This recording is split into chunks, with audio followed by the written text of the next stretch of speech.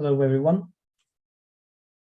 So we're nominally on time. We're going to wait just 1 or 2 minutes to see if a large fraction of more people join in, but otherwise I'll start my presentation in a few seconds, okay?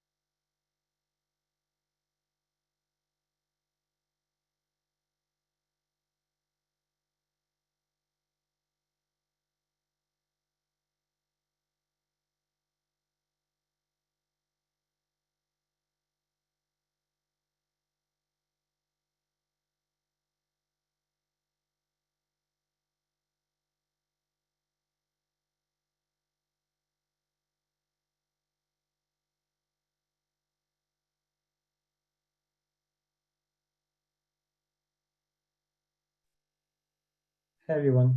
So I think I'm sharing. Can somebody just cross-check that? Yes, it is. Yes. Yep. Yeah. Thank you. All right. So, well, let's nominally start this week the workshop. So, oops, that's not the slide. Starting again. All right. So first of all, welcome everybody to PyHEP 2022. I'm going to give you don't worry, some very brief slides with some bit of information before we get started with the actual meat of the workshop. So here you have the names of the people who are organizing, by the way, just for information. So yeah, so welcome. It's crazy to be saying this year, but it's already the 5th edition actually this year. We started in 2018 as a pre-event to the CHEP conference that many of you probably know. And the event we went globally online in 2020 for obvious reasons, and then we started having lots of participants from all over the world, in particular many students that have been in UC in second, coming even more ones. So we also have many physics areas represented, and you can see at the very bottom of this page here, more or less a kind of best organization per topics, in particular physics, but not only. You can see there's many students from universities this year, quite I think a record number, in fact. Also, we have many people from the LHE here at CERN, but that's just because of it reflects the number of collaborators in the experiments. So overall, this is talking about collaborations summing around 10,000 people. So it's not surprising that we have many people. We also have, as you can see, a significant fraction of participants coming from neutrinos, nuclear physics, simulation, even theory phenomenology, etc. So that's great to see. Also, the other thing that very nice to see that we very particularly pleased with is the fact that we have about almost a third of the participants coming in for, or coming back. So I'll actually would be like a welcome back, because they have, as you can see from this plot, have been present at least at one previous event. And of course, a number of you, especially students, have not been present for these reasons. It's the first time that you may be a first-year student or something. So we also have an impressive number of registrations. Today, in fact, there's still some registrations coming in, and we are now just over 1,000.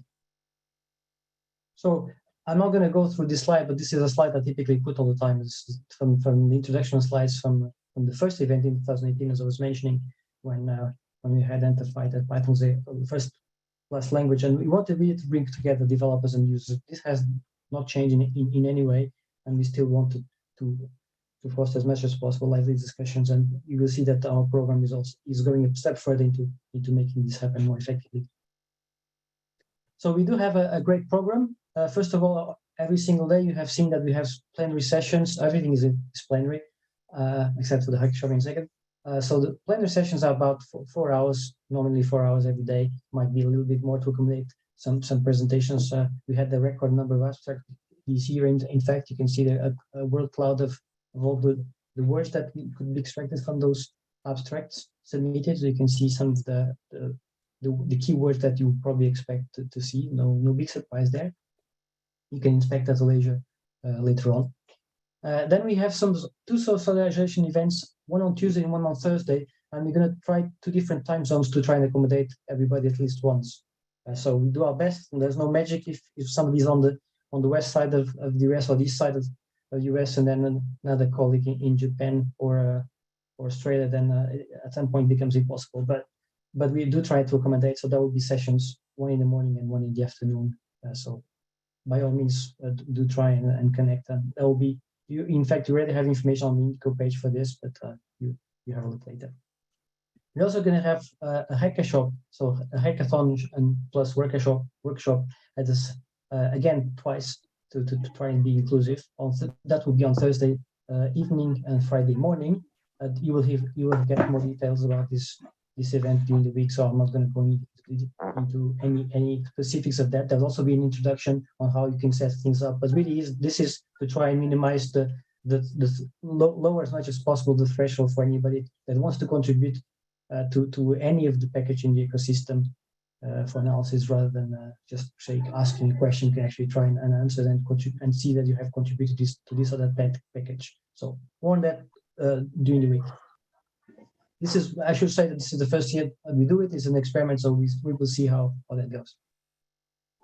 For questions and answers at the end of the presentations, we're going to be using a Slido.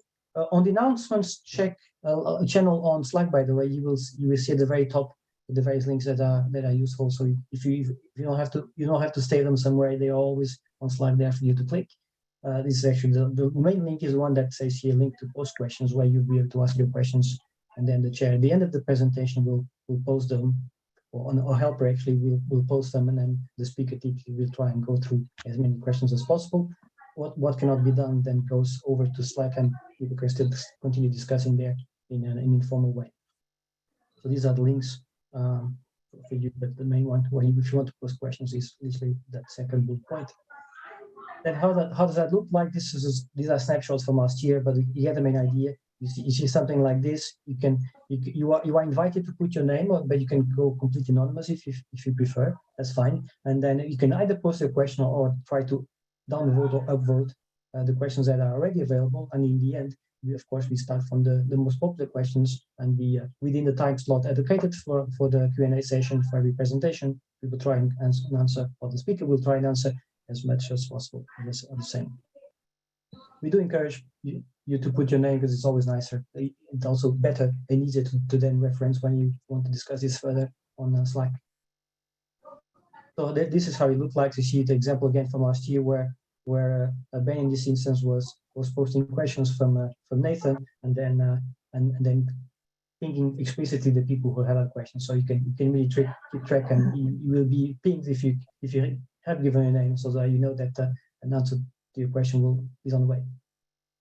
That, of course, if you have not done yet, try and join the Slack workspace. Again, there's a link here if you want to join. See if I mouse over, you can see that. So I'm already almost done here. Just to say that the presentation with notebooks with binders. So you have seen the emails that we have sent around.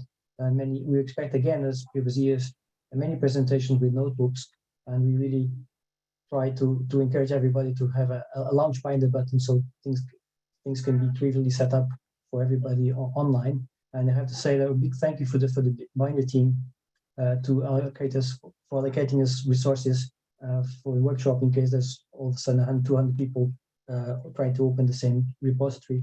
There are resources for that. And also thank Matthew, our co-organizer, for having this set up for us.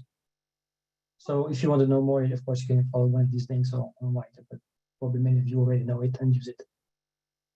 So again, just to finalize, a big thank to our sponsors, either the Python Software Foundation, the ISAP Project Institute in High Physics, or the University of Liverpool for providing us some money. In fact, we're gonna caption all the all the presentations, so to try and be a bit more inclusive as much as we can. So that's why we had sponsorships. So I will stop here. That was a quick introduction. I don't know if there's any questions. I see just one discussion. Let me check. Oh, so just saying hello. If there's anybody, I don't expect many questions. This was pretty obvious, so I'll stop sharing.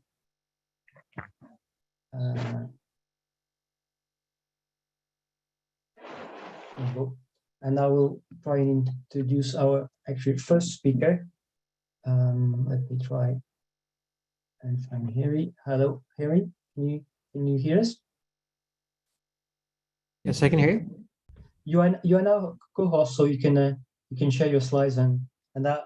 Also, Henry is actually one staff from the ISEP institute I just mentioned. So, but I will not introduce more than that. I think you can better introduce yourself and then go and explain exactly what you have in mind for this level up in Python presentation or tutorial. Actually, thank you very much. Okay, so thanks. Thanks, Eduardo. So I'm going to go ahead and share my screen. And so we'll be doing Level Up Your Python. The links are here. So if you want to open up the notebook, you can either click the direct link I gave there, or you can go to the repository, which is this one. And what we're going to try today is a little bit different. I want to try going into the WebAssembly version rather than the Binder version. But if that doesn't work, I have the Binder version as a backup, as well as I also have it running locally just in case. But if you just click on that, that will take you to the notebooks, and they're running in WebAssembly. Also, just to point out, and this is true generally for any sort of packages or things that you see that you find useful, try to remember to give them a star on GitHub. It's just a nice social thing to do. Okay. Also, if you go to my website, which is icinumpy.dev, I have links to all my material there, and the Level Up Your Python is right here.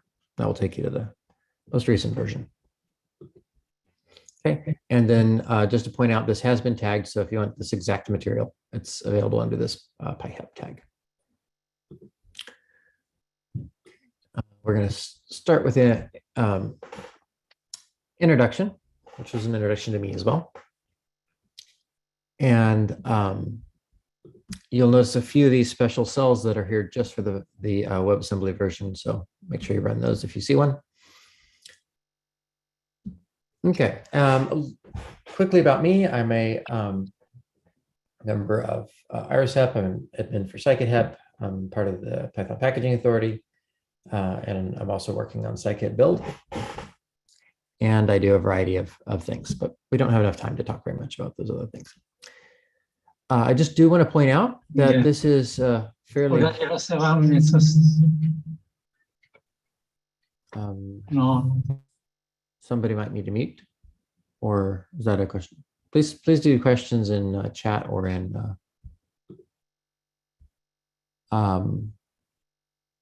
chat or Slido I have open, and then of course the Slack too.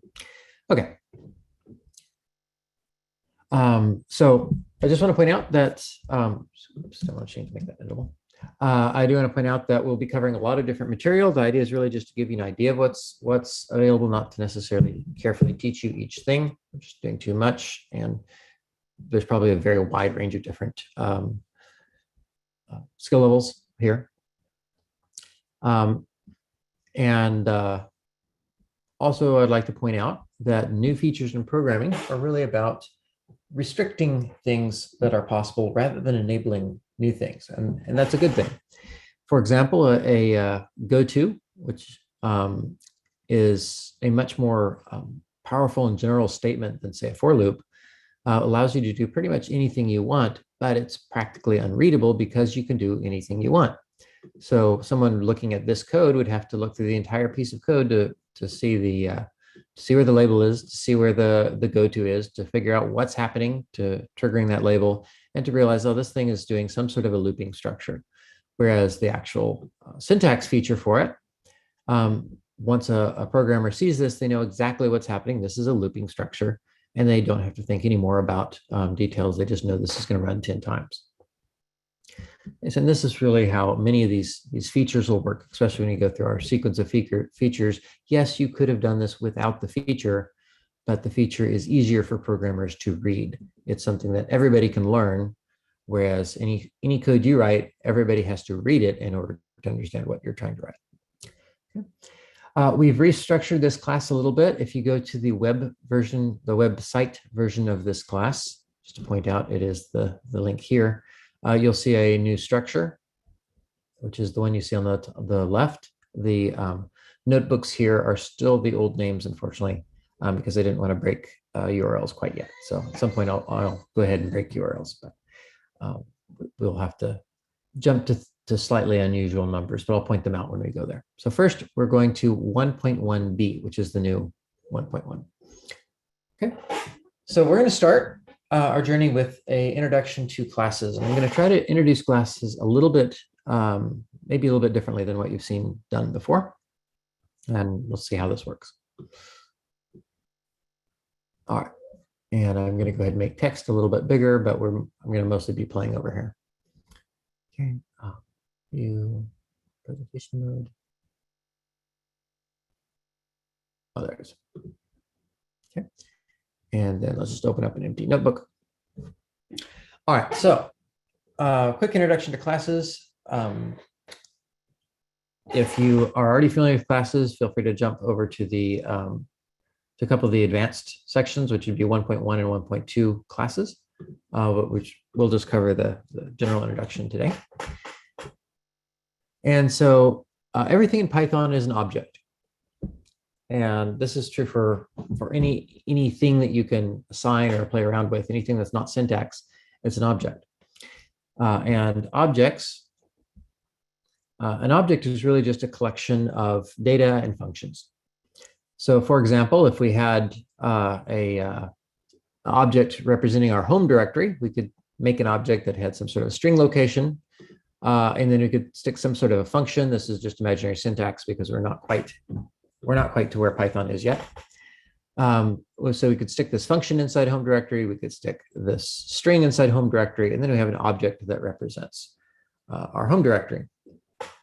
And it even has this handy method that, oops, I like double clicking, sorry. It has this handy method that checks to see if it exists or not. So we could make a home directory and then ask if our home directory actually exists. But if this is just a single of these is not that interesting. What's much more interesting is if we have many of these representing different directories. And if we do that, then it becomes a little bit ridiculous to have to add this function to every single one of them, unless of course you're writing JavaScript, which is exactly how you do it. But all of these are the same. So what we can say is, well, let's make a class. So we're going to add one extra element to this picture. So now instead of just an object, we have a class. A class is simply the template that produces objects. Okay, so here's our little class. Now we're finally actually in Python. Let's go ahead and just run them over here. So we have a class called path. Now to create a new one of these things, we can just type path and then give it some sort of path. Doesn't bin, and this creates this path object. We don't have any sort of special representation for that. That's just the default that Python gives us, but that's fine. We're just doing this in pieces. So we can go ahead and assign that to user bin. And then user bin.exists. And it does not exist.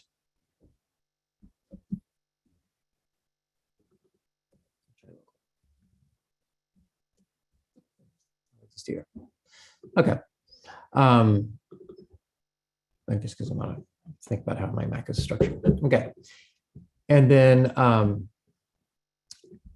so what we've done, this init is a special method in Python. Special methods are called Dunder methods, are ones that are reserved or expected by Python to do various things.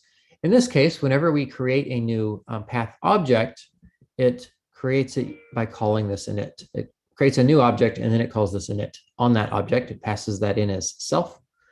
And in our case, we asked for an extra string location, and that simply gets stored in the object itself here.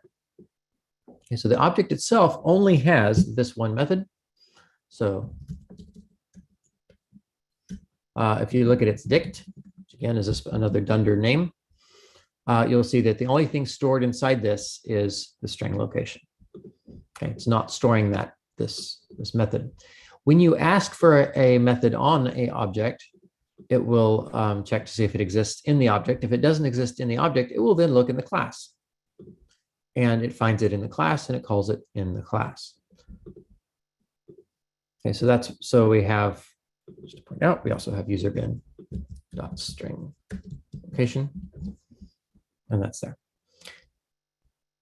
So that's the idea of a class. And this gives us another benefit. If we're actually working with these objects, then we want to be able to assume that they have all of these things. It's very inconvenient if one may have string location, one may have just plain location. If they have different methods, we want to just assume that they always have these things. So class gives us a way to reason with the objects. We have a path, we know we can call exist, we know it has a string location. Okay. Just to mention that this lookup, let me just show you this one. So I said it looks up in the class. Well, a class is called Dunder class, as Jim points out, is a double underscore, a shorter way to say that out. If you look at the class, this is the class, and I can now look at its dict. And there's some stuff here, but that is the method. So this function exists, and that's that function. So that's the lookup mechanism. Now, we won't really go into this too much, but just to mention, this is actually very trivially extendable to account for subclassing. So with subclassing, that says, well, if you make another class or you make any class and you stick something in here, a different class name, so I could be like old class. Well, all that really does is it means that it just adds this to the lookup mechanism. So it checks the object, then it checks the current class, and then it just starts checking all of the parent classes, all the things that are here. So you can chain classes together, which is really useful for saving, for avoiding repeating yourself if you want to make different variations of things. Like you could imagine a class being cat, and then that being its parent class being animal, etc. Okay. If you want to see what the actual lookup mechanism is, then the MRO, or method resolution order, is where that is, and that just says path. And then at the end, the very last thing is always object, because every object in Python eventually has object as the final lookup. That's the reason that there's a string representation here that's actually in object. Okay, but this is a bit cumbersome. We have to repeat ourselves quite a bit. It's also kind of weird if you're coming in from a different language like C++. You may sort of expect something that looks more like this. In C++, you can specify the members of the class in the class definition, and that's also the only members you're allowed to use. In Python, you can stick any member anywhere because obviously we didn't specialize them. So we didn't tell it that that's going to be the only thing. So I could take my path, what's it called, user bin.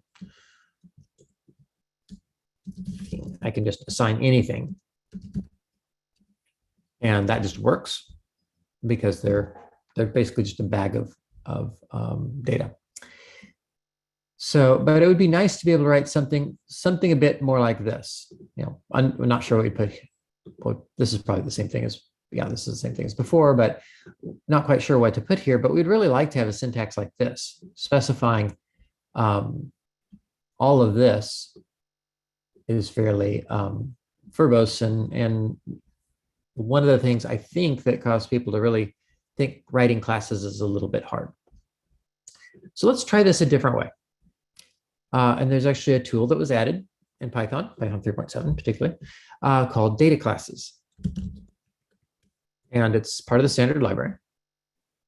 and it gives you a new syntax for writing classes. Now, the first thing you do in data classes is you put a decorator on your class. So classes.data class. We'll talk about decorators in a little bit, but for now, let's just say that this is something you stick on top of your class, right? Class path. Again. Now, this time we will write, actually, let's give it a different name called data path, because I want to compare the two. Okay, so this time what we can do, instead of writing out an init, we can just put what we wanted to put in the first place. We can say string location. Now in Python, you have to either assign it to something or you have to give it an annotation. In this case, we'll just annotate it with a type. Doesn't matter what I put there. It's just because I have to somehow make this thing a valid piece of syntax. And then I can just grab our old exist function because it's the same thing we already had. We'll do that. Let's make that slightly prettier. All right, let's look at our data path. Okay, and if I do that, you'll see that not only does that work like before, but I actually get this nice representation for free. I would have had to have written that manually if I was using regular paths or regular something regular. Let's see if I just do user if that exists.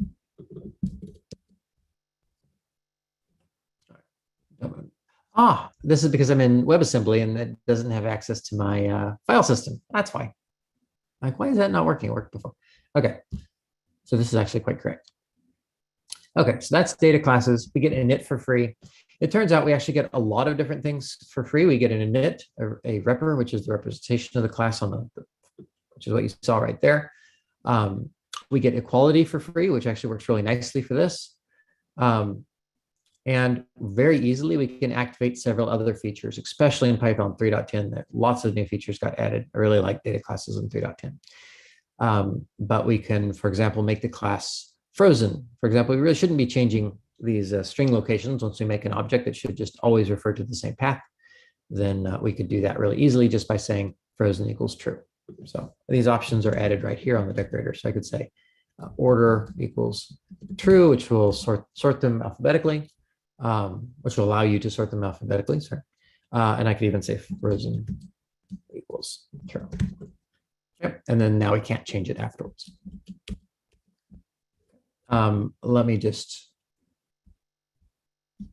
scroll down a little bit here and show you for example, the sorting inequalities.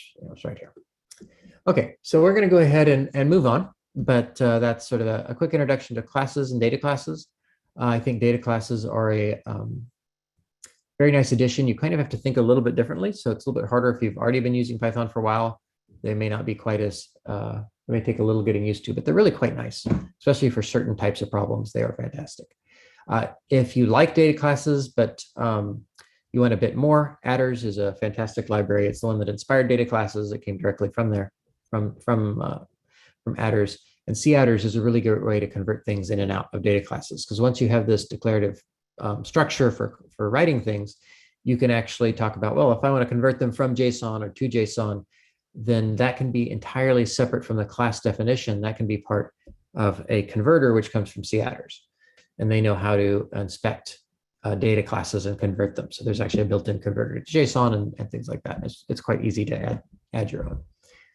And then there's also Pydantic, which is sort of, these are really nice and individual pieces, and you can mix and match them, CAdders and Adders and data classes. Pydantic is sort of an all-in-one solution that's about inputting and outputting structured data. So, but it does lots of things for you. Like it automatically assumes that if you have a number, you have a string 2, that's the same thing as a number 2 and stuff like that. It actually looks at both CAdders and Pydantic will look at these annotations, and it will try to actually convert to whatever this is, which is one. Besides documentation, this is also a good reason to have good, if this is a string, to go ahead and call it string. Okay. And just to mention, using classes, we saw these methods and they pass these self. Okay, so let's go forward to inspection. All right, and I'm going to go ahead and just close a few of these other windows. So this is section 1.2, inspection. It's got a little WebAssembly thing, so please run that if you're doing the WebAssembly. If not, it doesn't hurt. Okay, so Python has very powerful inspection tools. There's lots of different ways to inspect what you have. Oh, just a second. I do have a question. My Zoom was partially covering the window. Sorry. String location. Well, somebody asked, will string location be the same for all objects of a data class? So the special thing data classes do. Very good question. The special thing that data classes do is open this back up.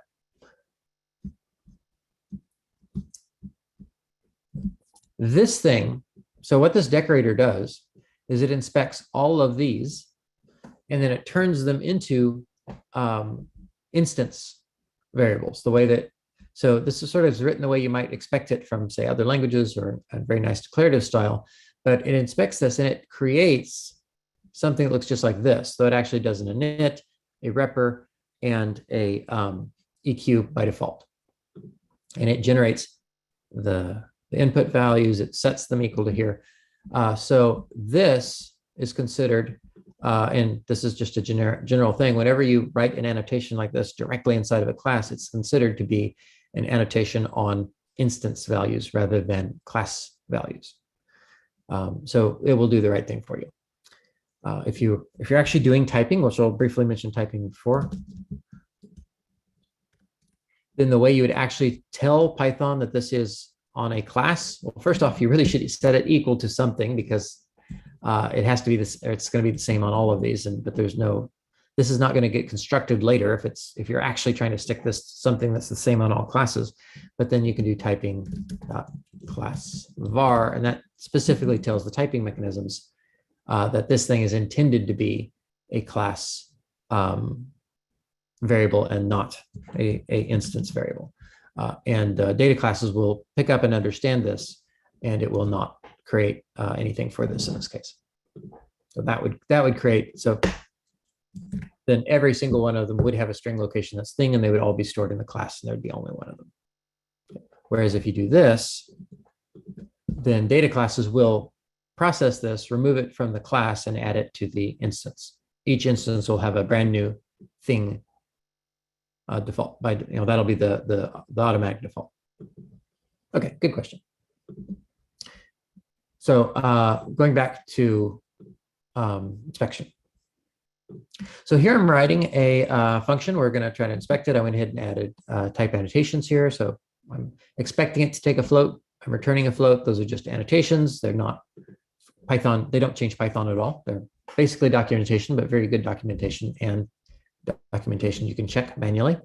Then you can call help, and that will show you this, the help on the function. And notice how our annotation is right here. So this, our doc string. So this string is special. The first string in a function is a doc string. It'll include the annotations. So the user can see that I'm expecting floats and returning floats. So I said I can put an int in there and it still works. That just tells the programmer, as well as some various tools, that I'm expecting a float. I can also do f dot tab to see what's inside there. There's actually nothing inside of a function, but if I do an underscore, then I can see all of these Dunder things. So you see Python has all sorts of Dunder methods on functions. Okay. I can also look inside it using the dir built in. So I can say dir, and there's, again, list of all of the different things that are inside. So I could call f dot annotations, and that would actually show me the annotations. X is a float, return it, the return value is a float. And a cute trick of the syntax, that's actually a keyword, so there's no way for it to actually be, there is no, you can never pass this can never be returned, so it's a safe thing to put for this. Okay. There's also an inspect module in Python. So if I do inspect.get source file, that will tell me the source file, which and go ahead and run that. And this is the source. There is no source file. This is just an IPython creates a source file for you. But I can actually get the source. It's a real file. And if I do inspect.get source, you'll see the source for the function. So there, you can't always grab the source of any object in Python, but you can get a lot of them. It's definitely something that's very handy to have on the inside of a notebook. I would not build this into a library somewhere because there are ways that the source file might not be available. You could have a PYC file and then delete the original .py file, and that's still valid, but there is no source file. You could be running off of inside of a zip file in a zip app, and there might not be, the source file might not be accessible, but the import system still works. But still, this is very, very handy to have.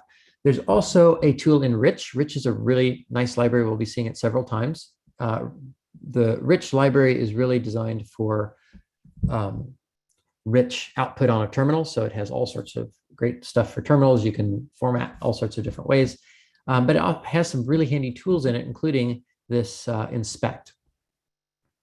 And for some reason in WebAssembly, it doesn't realize that the WebAssembly can support color, but that's fine. It's still quite nice. So for example, if I do inspect, you'll see that I get this sort of a little bit more nicely formatted version of this. It'll also be in color if you're in a normal notebook or on the terminal. And there's a bunch of different things that you can add to this. So I could say, well, first off, I can see what's available by saying inspect. So let's just do inspect, rich inspect. So we see we have a variety of different options here, and they're described. You've got this nice description here, and you can see, for example, methods equals true. You want to see methods, so I could say, or Dunder equals true, because remember we said this doesn't have any regular methods. Equals true. That will show me the Dunder methods. So now I've got a bunch of Dunder methods there, which is really long. We'll do something else because the built-ins is long. We could do private equals true. We could see all equals true to see all attributes. There's really a lot of great things there. So for example, I can inspect the number 3. And we could do all equals true. And there we go. We have all sorts of information on what's stored inside numbers. You see the regular methods as well as the Dunder methods. Okay, so that's inspection, the very, very powerful inspection tools. It's really important in Python to be able to go see the source. It's open source, and that's one of the things that makes it powerful. Okay, we're going to jump to logging now, 1.3. One person did ask a question: if data classes adds another syntax to making classes, and isn't this making it more difficult to learn Python 2 ways of making classes instead of 1? And well, anytime you add something, it adds 2 ways to do something instead of 1. The new way of doing things is more restricted. So in a data class, you're specifically creating a class that has a set of members. Generally a fixed set of members. It's not something you can add and subtract. So there's a lot you can do with classes in Python, whereas doing a data class, you're hopefully restricting yourself to the most common subset of those things. And then it automatically does a lot of things for you. So I did not show you how to create a repr. I didn't show you how to create an equal. I didn't show you how to create I did show you how to create an init, but now you know how to create all of those things without having to know it. So I don't have to teach you all those other special methods. I also showed you just with adding 2 keywords, how you could add the ability to sort your classes as well as the ability to freeze the classes. You didn't have to learn how to create a property and how to hide your values and properties, things like that. So it really gave you a lot of things. But yes, it does create 2 different ways to write classes. Okay. So this is logging. Logging is actually really nice and somewhat underused in Python, especially if people are just sort of starting to write Python. Logging is really, really nice. And it sort of helps with one of the main things you'll see in Python quite a lot, where people are adding print statements to try to debug problems. They then debug the problem, and then they remove all the print statements. And with logging, you actually get to keep the print statements. So this is the logging module built into Python. And we're just going to do a set up the basic configuration here. Unfortunately, the logging module is a little bit ugly to work with. It was written a very long time ago and has never been, replaced with something better. Because if that case, then there would be two ways to do logging. So that's a problem. I'll address the other question in a moment. So this is how you'd set up a basic configuration for it, just telling it, say, hey, I want to output info messages. Okay. And then if I go ahead and get a logger, now you can put any name in here. And the reason that this is sort of looked up by name, and this is a global sort of name that you, once you define, that's all those loggers will match. And that makes it really easy to do this in different modules. So this could be the name of your module. That's the sort of traditional thing to do. So let's say if I was writing vector, I could make this vector. And then anywhere you write get logger vector, that will get the same logger. So any settings you change on a particular logger, then that will affect this logger. So in this case, I'm calling mine unique because I guess I could have called it level up your Python. That might have been better. Okay, so now if I do log.warning, that will print a warning. I can do log.info, that will print an info. A debug, notice the debug didn't print anything. That's because I set a level of info. So anything that's a less verbose level than info will not print. So for example, if you're debugging, you could just stick a bunch of debugging things here. You could turn on debugging for your logging, set the level to debug.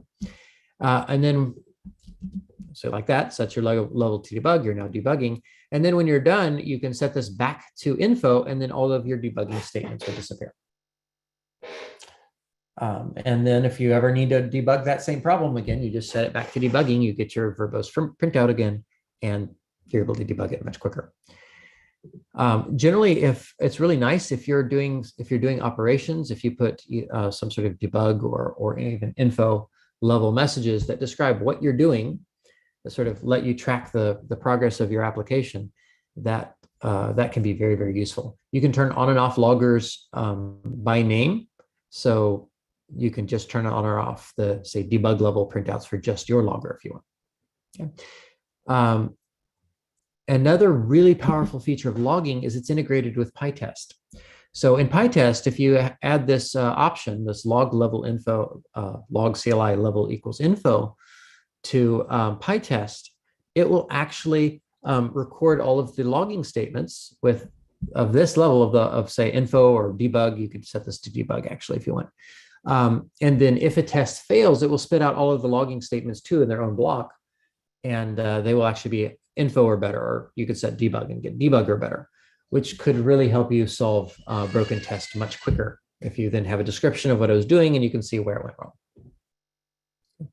There's other different tools. Somebody mentioned log0. Struct-log is another nice one. That's very good. And Rich actually does have a handler for logs. So if you want beautiful, colorful logs, Rich can do that for you. So you could say from rich.logging import rich handler. This is how, again, I said this has a really ugly sort of weird mechanism. You see the old print formats here and stuff, but that's because this was written back in Python 1 something. But you could set this as bake as config. This is a recipe you can just grab from Rich, and you give it this rich handler. And then when you print your log infos, you just use it just like you would do normally. But instead, this will print out very beautiful, colorful, rich printouts. So you can copy this. It does need to be the first call to basic config. You can't set the handlers later. So you could copy this in and try this out yourself, and you get these nice, colorful printouts. You can even set an option here that will do the rich mini language. And then you can even put the rich mini language inside your logging messages and put bold and color and different colors and stuff like that. So it's quite powerful. Okay. And so somebody mentioned log0 as well. And they do log0 does different colors as well. But I'm quite fond of the rich is very, very powerful. So if I want something more, again, you would do this for an application, not your library. Your library, you should just do the vanilla things. You should just do these things. And then the application can actually then can customize it. So that way somebody can choose rich, another person can choose log 0 or something else. One quick mention is if you do use, there are ways with logging, if you put an option, something in, so let's say 5% %s and then thing, logging will not evaluate this thing if you do not print the log message, which is really nice. There's a trick to get this to work with sort of the nicer formatting with this thing, but it's a little bit involved. You kind of have to wrap the strings with stuff. Okay. Let's stay on the topic of debugging. We're going to 1.4. And with debugging, let's go ahead and add rich. Since we're going to do something, we're going to show a rich example as well. Python has a very powerful debugging system built in, and IPython integrates very nicely with it. So I'm going to write a little bit of broken code. So this is an example of a broken code. I'm just going to go directly to this one. This is pretty obvious what is broken. You can see why this would have an error. So show you it's definitely broken. So, broken, division by 0. This it's a little bit harder to see because it's happening somewhere inside the function. Well, it'd be nice to be able to jump through here and see why this is failing. And so what you can do is in IPython, you can just type %debug. Technically, usually magics are automatic, so you could even just type the word debug like that. And that will jump you into the last failure right at wherever you are. Though it seems to be struggling a little bit with the WebAssembly. It's probably interacting with the fact that the WebAssembly is also running an async process. But actually, I don't think it cares, so that might be fine. So let's see. So for example, I can print letter P. This is a language you can look up. It's the PDB language. And then you can put any Python you want. So let's just print X. Oops. So, and yeah, it's not happy with the WebAssembly. But if you're not using WebAssembly, that should be fine. Did it work there? No. Okay. Yeah, it's clashing with the thing, but that's fine. Let me go ahead and quit the debugger. You quit the debugger with Q. Okay. And anyway, so you can just jump in and immediately start investigating what's wrong there and jumping up and down the stack, things like that. And instead of even in IPython, you can even just jump into the last failure, which is really nice. You can also set up breakpoints. So Python has a built-in function called breakpoints. So you could just type, let's just see if this works. So let's type breakpoint. That will, this will actually trigger whatever registered debugger, the best registered debugger. So normally that's PDB.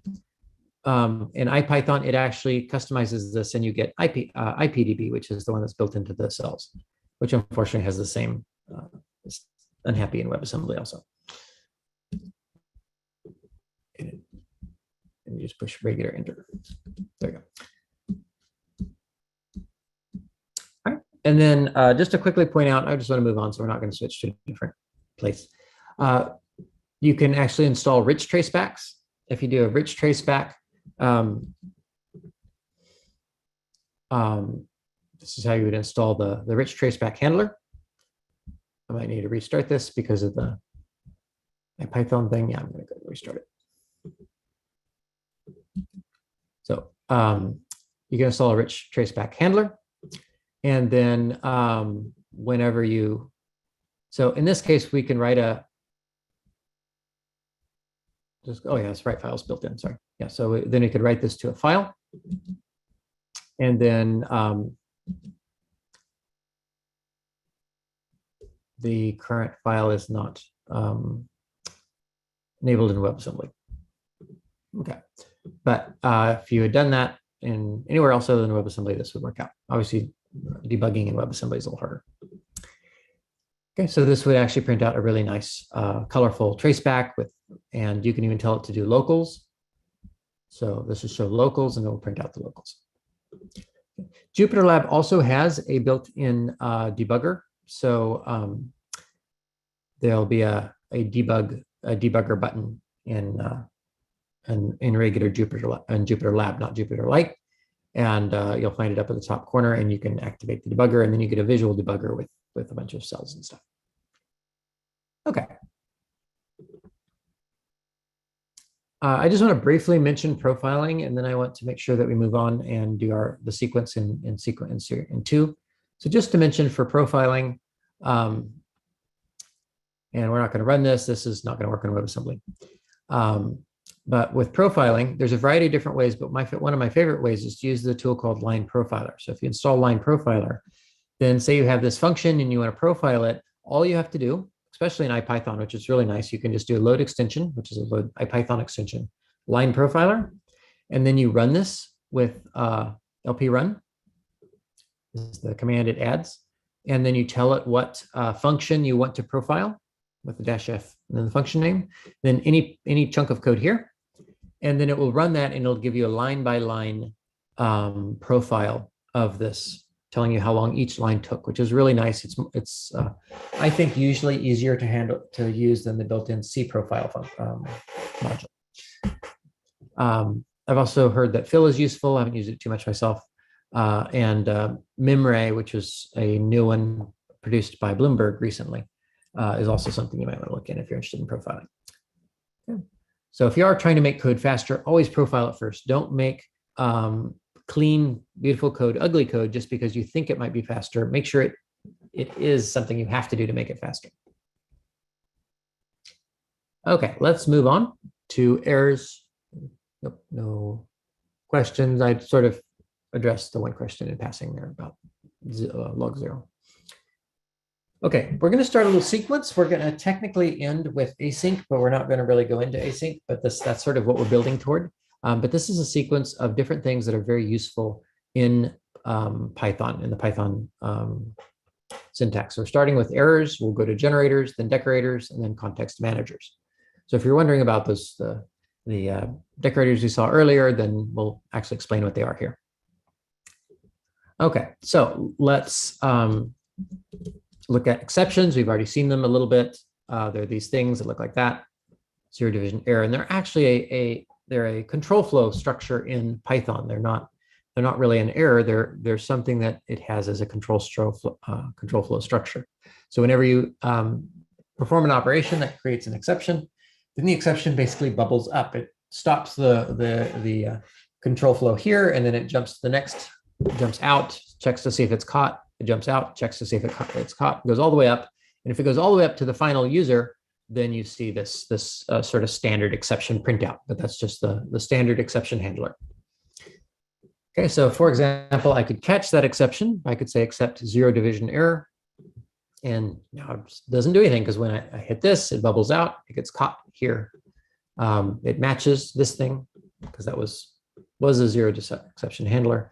And then I just said, well, don't do anything if it gets caught. Okay. So if I wrote line code here, it will not run. But if I write code here, it does run.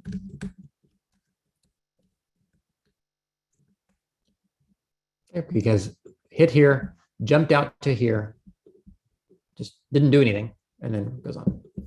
Okay. There's also another piece to this. There's also a finally clause. A finally clause will always run. So that will always run, even if this is not caught, even if I erase this. And I do this, the finally clause will still run, even though it just continues to bubble up. So we still get our zero division. Okay. That's often very useful.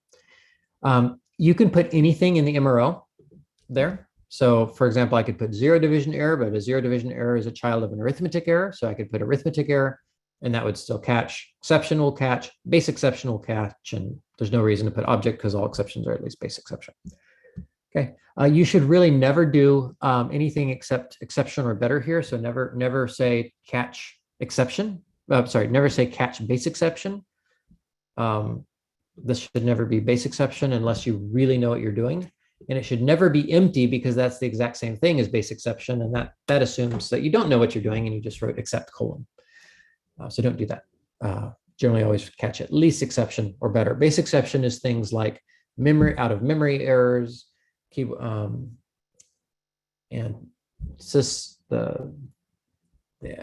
trying to exit the program, things like that, things you probably don't want to catch unless you really know you are catching them.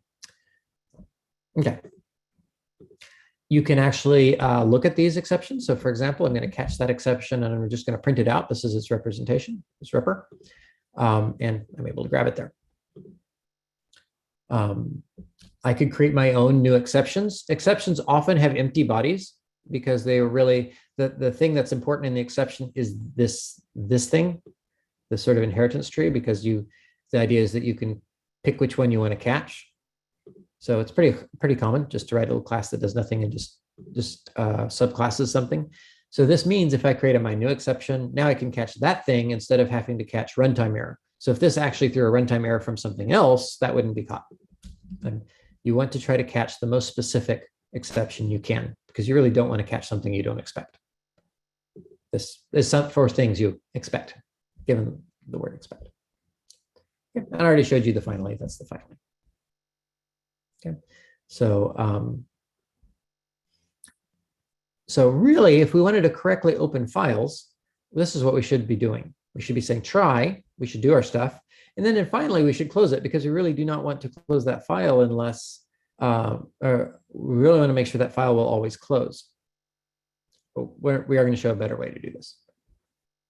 But if you just say f equals open, do stuff, and then call f.close, that do stuff could throw an exception, and that could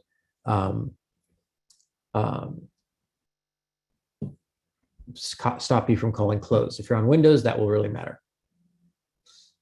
Someone asked, is there a difference between raise my new exception and raise just without that? Actually, no. Because Python will, if you leave the parentheses off, it will actually go ahead and just assume that you wanted to create an instance and not just raise the class, because that doesn't make any sense. So it will actually do the same thing. It will just sort of basically inject those parentheses for you. Because otherwise that would be like a class error or something. It would be a different type of an error, and you really wouldn't. That would be weird to have trying to raise an error and then throw a different error. So it basically just is nice for you there. Okay. So but I would usually recommend the parentheses. So let's move to a different structure. And this is generators and iterators. Okay, so we've seen the usage of one of these. Range, we sort of loop over this thing and we print out 4 times. What is range? Well, it's actually a custom object. It's a custom iterator. So you'll see if you just print it out, it's an object. It's not actually, say, a list or something. So what Python is doing is whenever you have a for loop, what it really does is it calls the iter on this. Iters often return the same thing, but that's important in case you need to have some sort of setup for your iterator. So I can just show you it. So this is now a range iterator. And then if I call next, I get 0. If I call next again, I get 1. I get next, I get 2. Next, I get 3. And then finally, if I call next the last time, that will raise a stop iteration exception, which might not make PyDide happy. Usually those things don't bubble out. Okay, but the very last time it will raise a stop iteration. So again, the WebAssembly version is not very happy with it raising that. It must be caught somewhere else. That's fine. That's the only time we're gonna look at this. Okay, we could define our own iterators. There's actually a way to do this with Dunder methods. You could do iter and next, but there's a really nice shortcut for doing this. It's a built-in syntax shortcut. It's quite powerful, and this is this yield. So whenever you see one or more yields in a function, then that function is not a function anymore. That's a generator. So and in this case, it's a iterator is simply version of a generator that you can't send values into. It's one that only produces values. So for most of our cases, most of the time, most of our generators are iterators. So because it does actually have a two-way communication protocol too. So this is a generator object. We're going to call it an iterator because it only takes values out. And we can iterator just the same way as we did with our range, and we basically created the same thing. Many of the functions in Python take iterables, so list will take an iterable. So that's list is how you turn a generator into or a iterator into a list of values.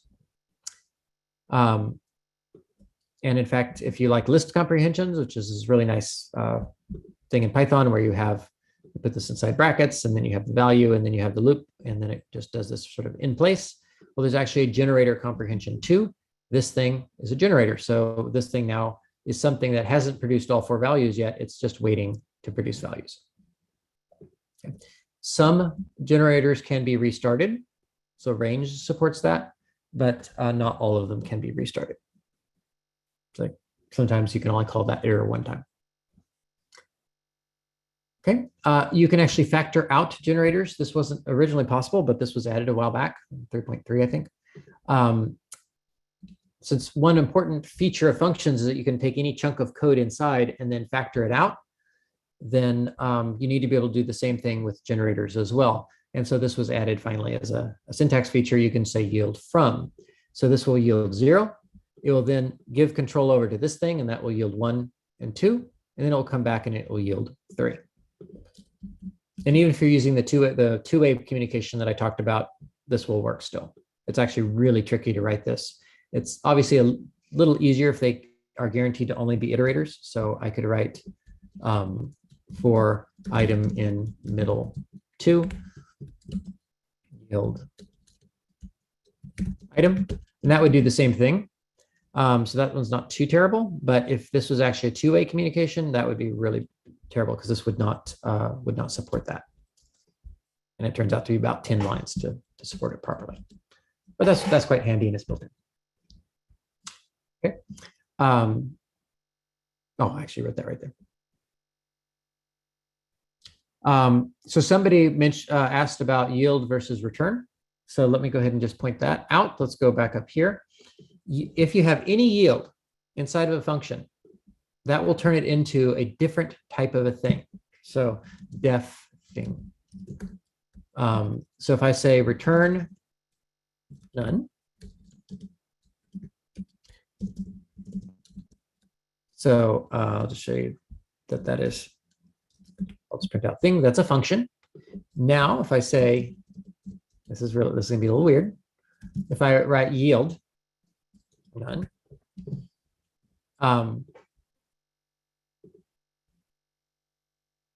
that actually wasn't quite what I thought. Hang on. So I think maybe I do have to put it first. I thought I could just put it anywhere. Okay, I guess it does have to be before the last return.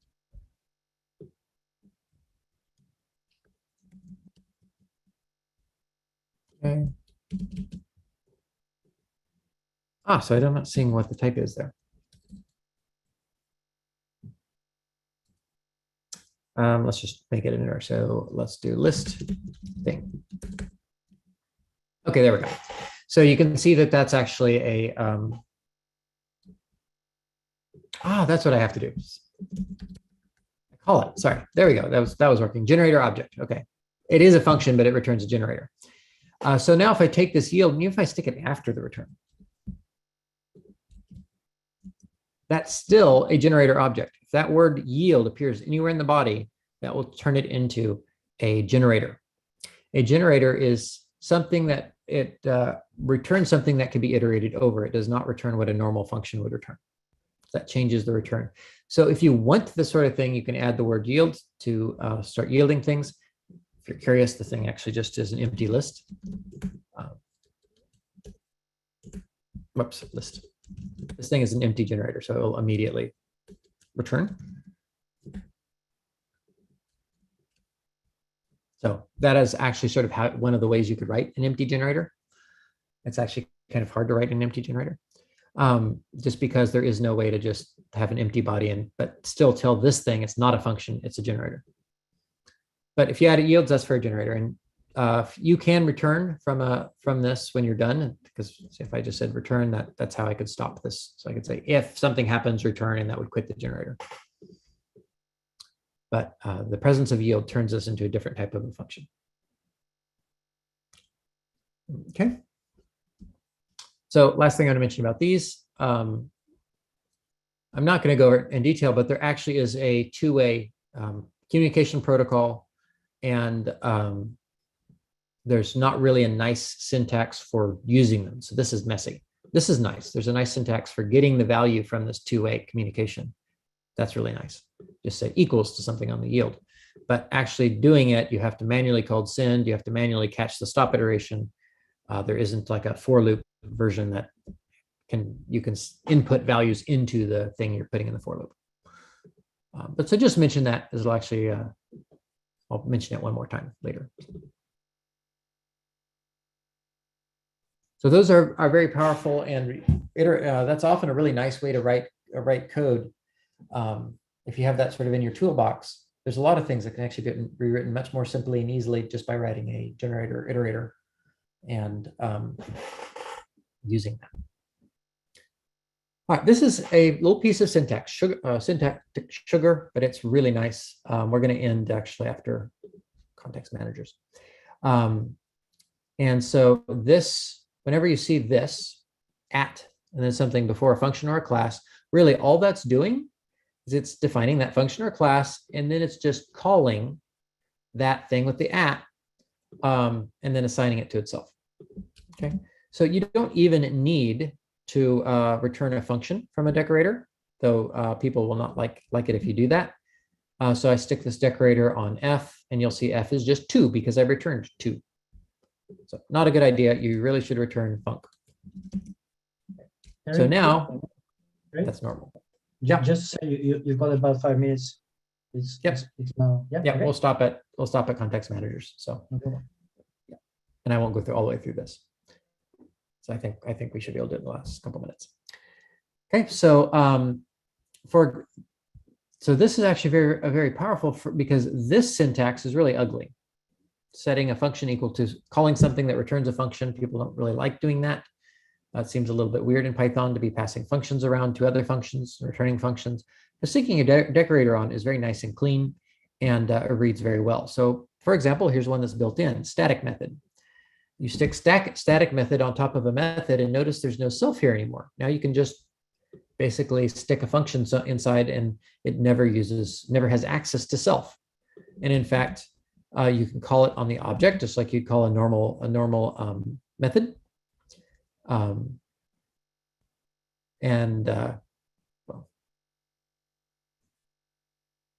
preferably if you use the right letter here. And then you can actually call it directly on the class itself because it's static, it doesn't matter. So that's an example of a decorator, instead of having to try to write this yourself and handle what the different selves could be and all that. The Lru caches are another really nice decorator. This will actually cache the function by its contents. Though the first time seemed too fast. Okay. And then single dispatch is another. There's lots of really nice decorators. You saw a class decorator. A lot of libraries have actually been built around this idea. Now, just to finish up, let's point out context managers, which are one of my favorite features in Python. And there's a ton of really nice context managers in context lib. So whenever a context manager runs, it runs something when you enter here, and then it runs something when you leave the block at the end. And it's able to handle exceptions. And that's all it does. It can't run the code inside multiple times. It can't tell the code inside not to run. It can't do any of these things. All it is a run this first and then always run cleanup. Even if an exception passes, it can run cleanup. Okay, so for example, one decorator here is the suppress, and this suppresses zero division errors because I passed this in. So you might like that better than try and catch and pass, or try, accept, and pass. I mean, another one that's very common is a timer decorator. Timer context manager. So there's actually this nice tool for writing context managers using iterators. So if you pass it an iterator, the first iteration will be the startup, and the last iteration will be the cleanup, or second iteration. So now I can write a timer, and this will time how long this takes. But this is not hooking into the WebAssembly thing correctly. Okay, and then I can use that timer as a decorator on a function too, because that's a handy feature given to you by the context lib. Okay, so all this, that's a really powerful thing to have. That's a shortcut for writing them. You can also write them using Dunder methods and stuff. And this is actually building toward, but we're not going to cover async. So async actually uses all of these things we talked about. And then they initially implemented this using generators, two-way generators, and all of these things we saw. And then they eventually made a separate, syntax for it. This time they fixed the problem. Notice that we didn't write generator or some special keyword there. They just magically changed based on the word yield being present. Well, with async, they actually added an async word. It doesn't magically change based on the word await being present. But anyway, that's sort of where that builds to. Eventually, I will be adding, probably after Python 3.11 is out, an async section, because task groups are really, really fun. All right, any last questions? So somebody asked about what WebAssembly is. WebAssembly means it runs on your machine. It's not running on someone else's machine. This is running literally in your browser, just like JavaScript would. So there's no requirement that it runs somewhere else. You're running it. So that's really nice. It does have some quirks, especially due to threading and exceptions and stuff, because it's translating. It's having to handle sort of JavaScript-like stuff. But it's really, really nice. You notice it just started up instantly and it wasn't running on someone else's machine. But it is still a bit more limited than running it on someone else's machine and having traditional hardware. It's also platform independent. WebAssembly is a single target, so we don't have to compile things for multiple things. You just compile it for WebAssembly once. Any other questions? All right, I think that's it. Feel free to look through the rest of this material. There's a lot of other good things here. And I do keep this stuff updated, so feel free to come back. Thanks so much, Henry. So yeah, you answered already, I think, pretty much all the questions during the presentations, but if there's anything imminent, we can still take it. Otherwise, we can go to the next presentation. I can't hear anything. Okay, thanks again, Henry. So by all means, continue discussion. Anything that you might want, feel free to ping Henry or anybody, of course, later on Slack. Okay, so I see Matthias is already there. And hi, yeah, can you hear me? Yeah, we can also hear you very well. So you're going to be talking about the bureaucrat to organize how people do the work, and I'll let you run the show then. Yeah, thank you. I will talk about this package, which I call the bureaucrat, which basically it's a package that is intended to make it easy and transparent to accommodate all the files and data in a directory structure without having to worry about this problem. So basically, I was saying it stores the files automatically and easily, and also provides a way to check if something, some task that I'm going to show you later on what this means exactly, but was carried on successfully or not. So the way it aims to do this is to make you forget about this problem and just think in tasks and runs. So if you are running this in the binder, you need to install a few things. I will just skip it. I will just import some stuff, and during this presentation, I will play with this toy system, which is just a black box with 2 inputs and 1 output. I have here a function that measures. We can imagine that this is something that we have in the lab for example, and we want to measure it. So it has two inputs, current and voltage, or whatever you want to set, and we get a number. So let's see how it works. So the first thing we do is we create a run bureaucrat object. We just give it a path to some place in our computer, and the last part of this path is going to be the run. So here, for example, I have this run name. I create this bureaucrat object, which is passed to somewhere in my computer, appended with this run name. And then I just gave him a proper name. So then we can just create this run. So when I run this line, if you can see here in the right side of the screen, this is the folder where I am going to create all this data. And we see that there is a new folder created, which is the run that we have just created. And we know it is a run because it has this file automatically created inside of it.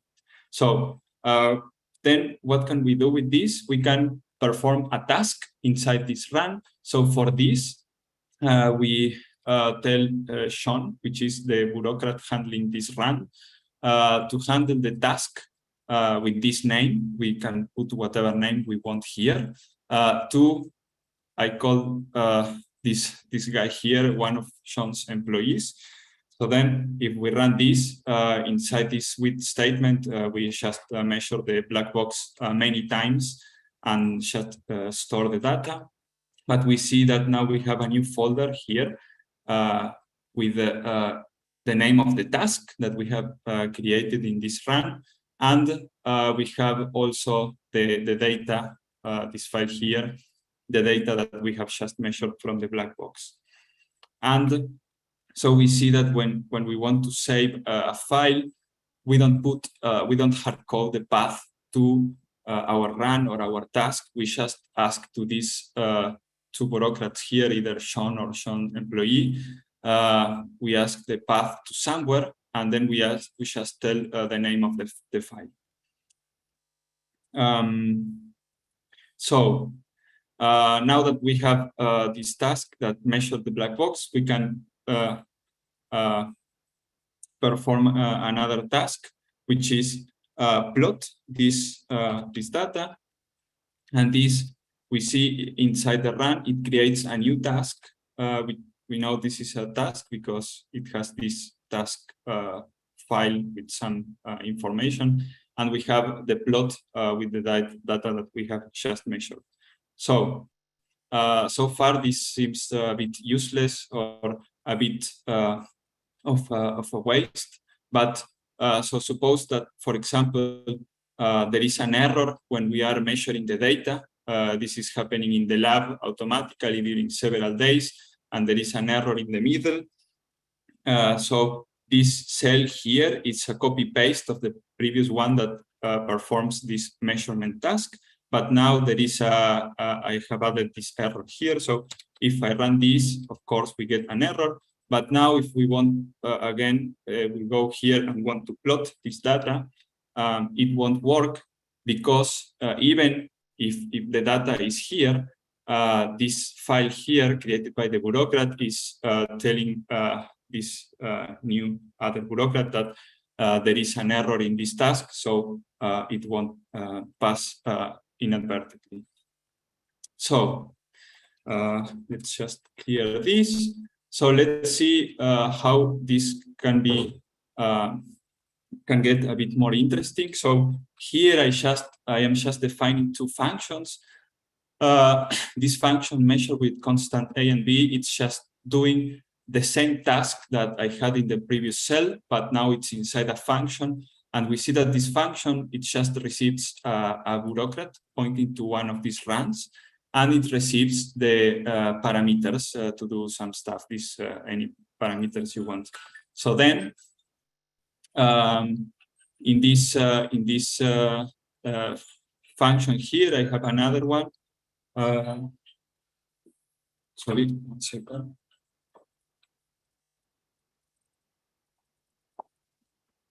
So there is another function that it just measures but sweeping A, and the only thing it does is to call this other function, and it does some things with bureaucrats here. The details maybe it's better to look offline, but basically with these two functions, now I can just create a new run here.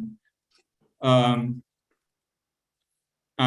when I run it, we see that automatically it is creating the top level run, let's say, which is my run, which is this one here. But then inside there is a task, which is the task by this function, measure sweeping A, which in turn has sub-runs. And each of these sub-runs is measured with a single value of constant A and B that is defined in this function. And we have all the data stored properly there. So then if we want, for example, to read the data and plot and do some analysis, it is, again, very easy because we can just proceed in the same way using these bureaucrats objects. So here I am just defining a few functions to read the data from the lowest level, let's say, from here, and another function to collect the data at this level, and a function to plot. So then I can just execute this, and we see that there is a new task here in this top level run, let's say, which has the plot with all our data. And if you see here, we didn't have to worry in any way, in any moment about creating this structure. It's all automatically encoded in these bureaucrats. We just put the path to the right task and the name of the file that we want to store. So then this can grow even more because for example, now we can sweep not only A, but also B, but we can reuse the functions that we had before because they all receive this bureaucrat object. So each function just called the next function and so on. So I just write these three extra functions, and I run a very similar code in the top level. And now we have all the measurements with constant values of our parameters automatically done. We can also do a plot, for example, in the same way as before. And here we have the files. So to conclude, let me show you just a few extra features. So for example, sometimes in some operating systems, there are characters that are better to avoid, and so for example, if you use a name with some of these weird characters, let's say, the bureaucrats will raise a warning. It will work, as you see here, but it will tell you that it's better to avoid. It also creates automatic backups of your scripts inside the tasks. So at this moment, it's not working with the Jupyter notebooks, but if you write this in normal Python files, you will see a backup of your file inside each task. And also, it automatically deletes all data. So if you run a task again that it was run before, it will remove all the old data and keep only the new data. So I am a bit extra on the time, but basically, so with this package, it allows you to very easily forget about creating this structure and writing your code only caring about runs and tasks that you perform, and this will be automatically done. So thanks. That's it. Thanks very much, Matthias. So thanks very much. Let's see if there's any questions on Slido. I see there is one question. That's probably from the previous talk, right? Seems like a follow-up. Yeah. Yeah. Okay. Yeah, I am not sure because I also have with statements, but okay. Yeah. One obvious question from here is, are you using this thing for your personal work? Yeah. I have been using it for more than a year, I think, by now. But yes, I work a lot with characterization of radiation detectors. So then I have to measure some detectors in a beta scan, for example, and then start sweeping different parameters and collect all these measurements. And it's really handy for this. Okay, so that's within that kind of work that you have done this, of course. Makes sense, yeah. All right. Have you tried to have other people to use it?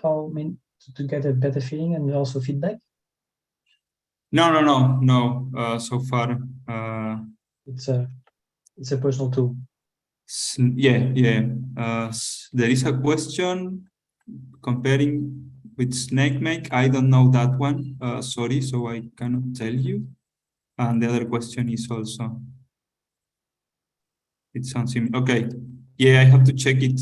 Maybe it's the same idea, but honestly, I don't know it. I think it's separate. SnakeMate is to run workflows, and of course, if you then change things, you can still rerun the whole thing. Well, rerun only what has changed and the rest.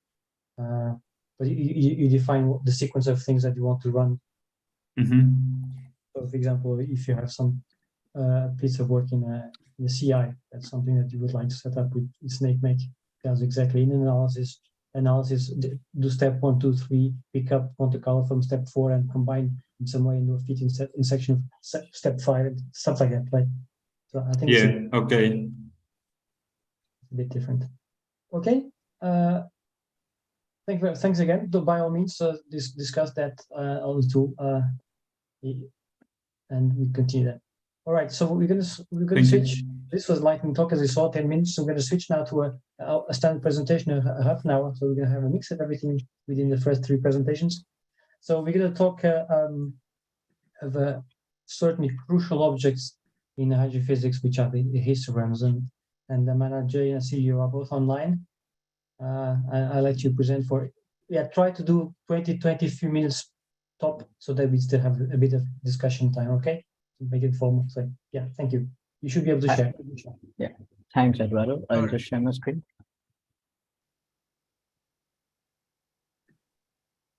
Yep, I hope my screen is visible now. Yeah. All right. So, hi everyone. Today we'll be presenting the histograms as objects tool for efficient analysis and interactivity talk. Just in case you want to run the talk along, there is a run on binder button in the agenda, and we have the GitHub repository too. So if you go to the repository, you have the badge there too, if you want to launch the binder. And as you can see, the binder is loading here, but I'll use a local copy for now.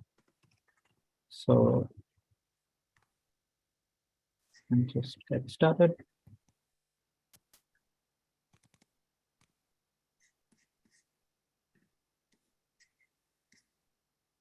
Okay, so hi, today we'll be presenting histograms as objects, and we'll see why these tools are so important to high energy physics. We'll be talking about a couple of libraries and a new one.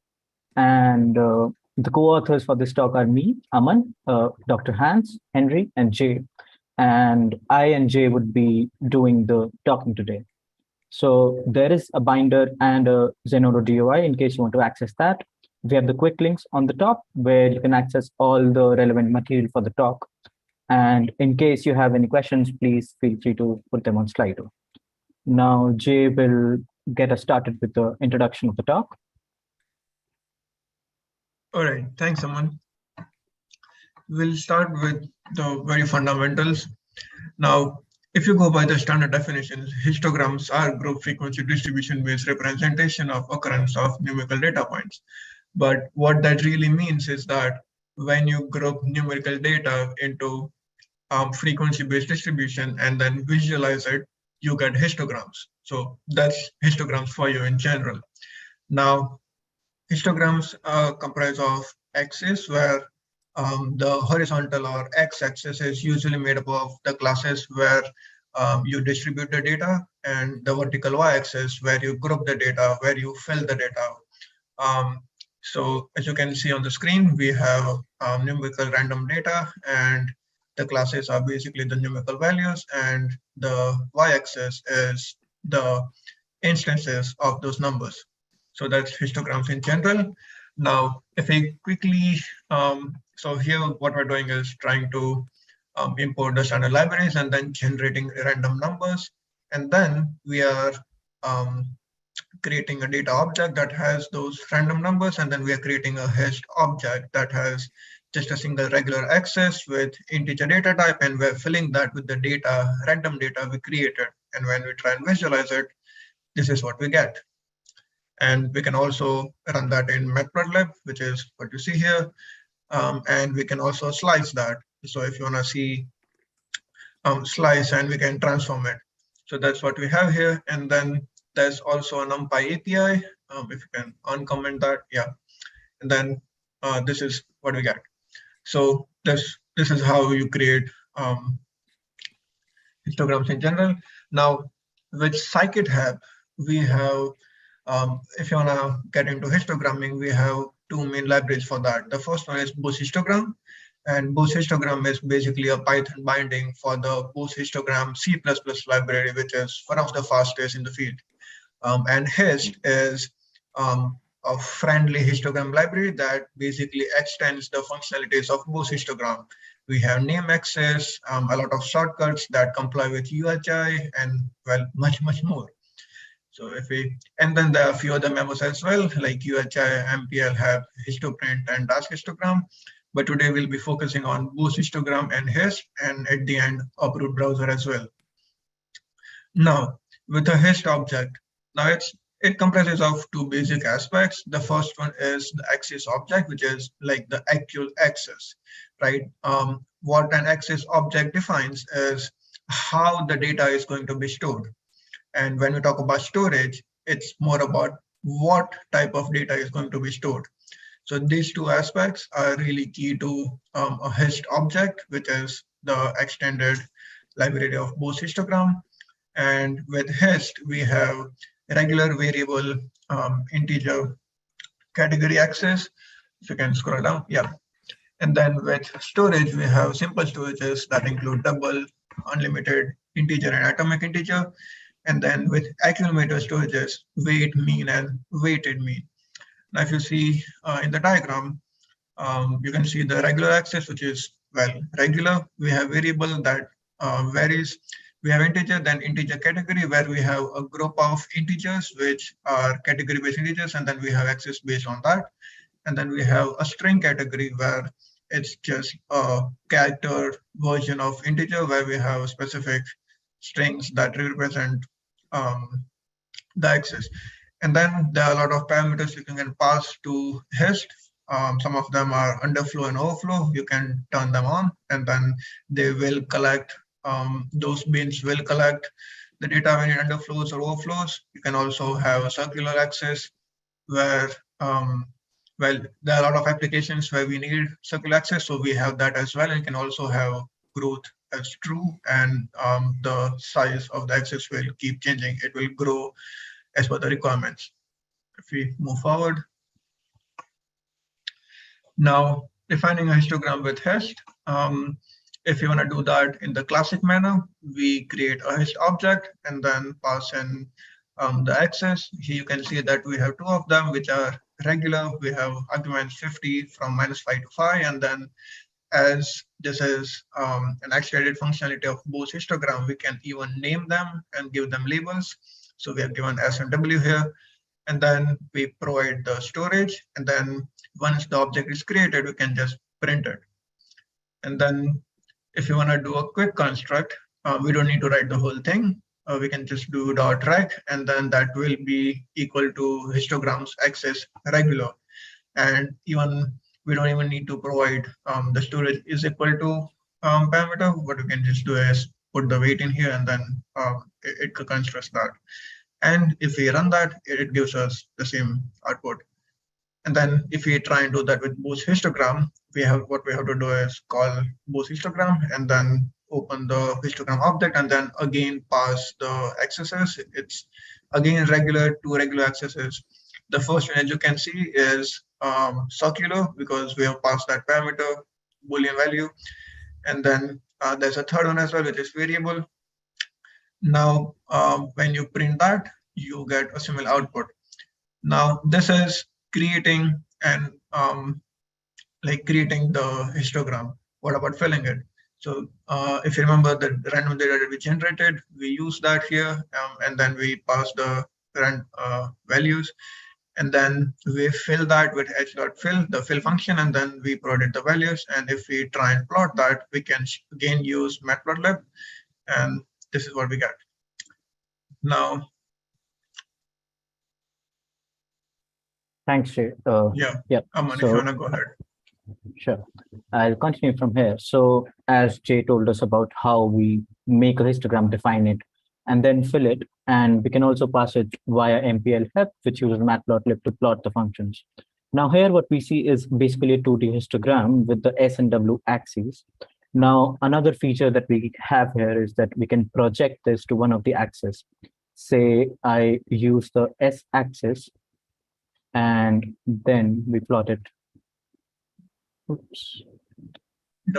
Yeah. So now we see that we have a 1D plot, and this would be the same since the data is same in the S and W axis. We can project it to make it a 1D histogram. Now Hist has a feature called Hist rep, which basically has customized reps, and they display in the Jupyter notebook. So what you'll observe here is when we project this, we get this representation within the Jupyter notebook. And what you'll see is that we didn't call the plot here, or we're not calling any library. This is basically inline HTML, which helps us get an idea of what the histogram looks like. So basically when we do this, we get the 1D histogram, and say we do not plot the whole histogram, but we still can get a representation on the Jupyter notebook. Now what we can also do here is Hist has functionality to plot this in various ways. So say we do a .show function. What it'll do is it'll print it via histoprint. And this is again, this is using ASCII code to print it to the output. And similarly, say we do an h.plot, we'll get the plot that we got earlier, which is a 2D histogram, and this is being done by matplotlib. Now, besides the rep, we can use plot and show as which I showed above. Now, what an issue that arose with all these histogramming libraries was that we had multiple producers and multiple consumers, but we did not have anything to tie them up. So UHI was developed in Boost Histogram, and then UHI Plus was adapted to Hist, which basically extends Boost Histogram's UHI and provides HEP users with handy accessing shortcodes. So it's basically a protocol which allows the libraries to interact, and say we want to find the centroid element of a 2D histogram.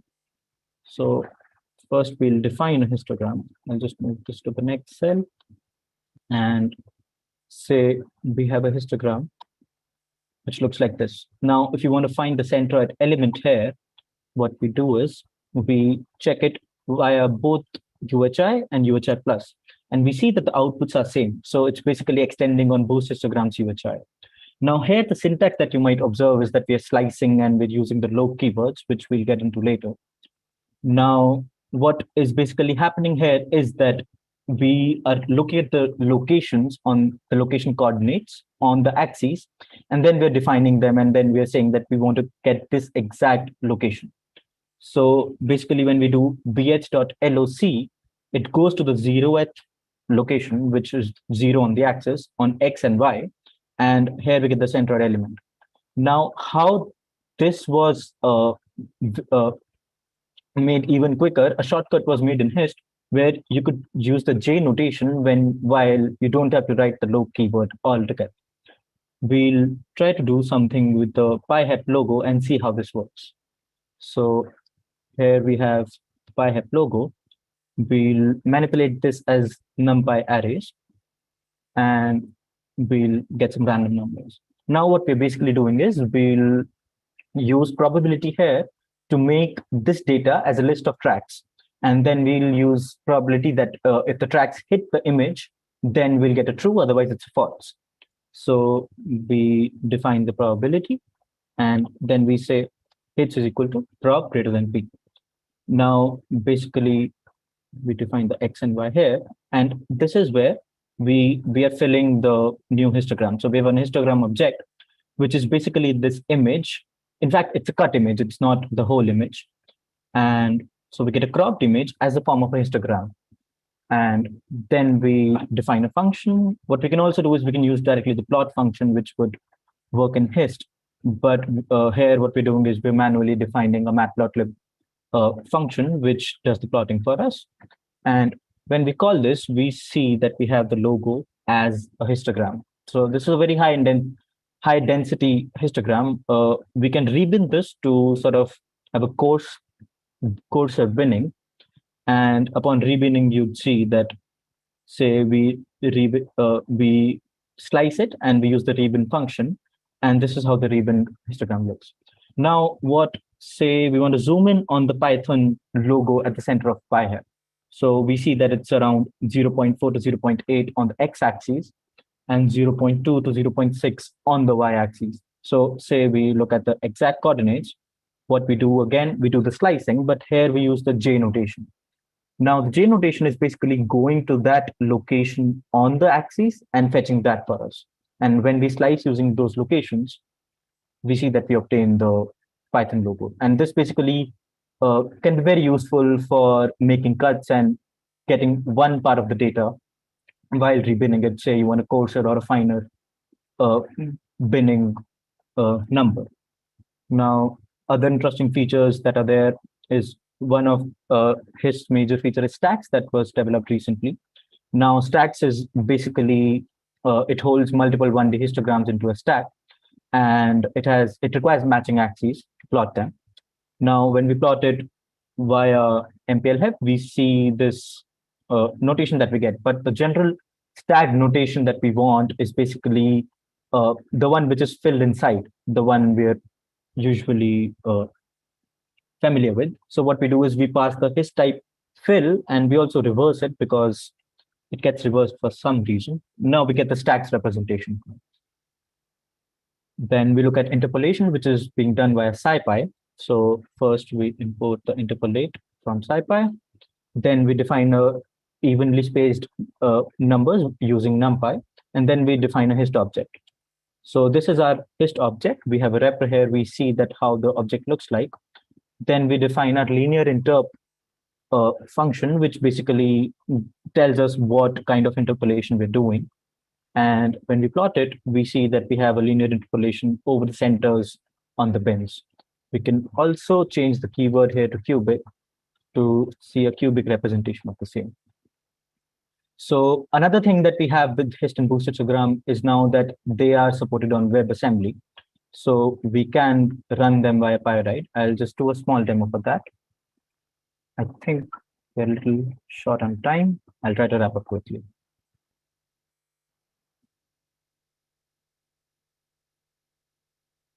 Hey, I mean, we're not too bad given the next presentation spent 10 minutes long, Cool. but it was cancelled. So, So I've got 5 to 10 minutes. yeah, Right? you are okay. You're perfectly okay.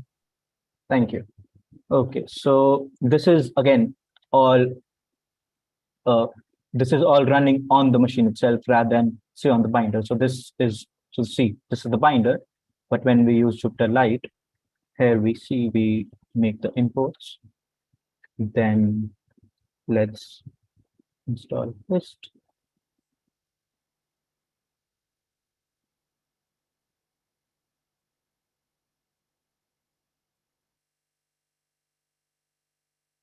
It's being slow. It's probably my machine.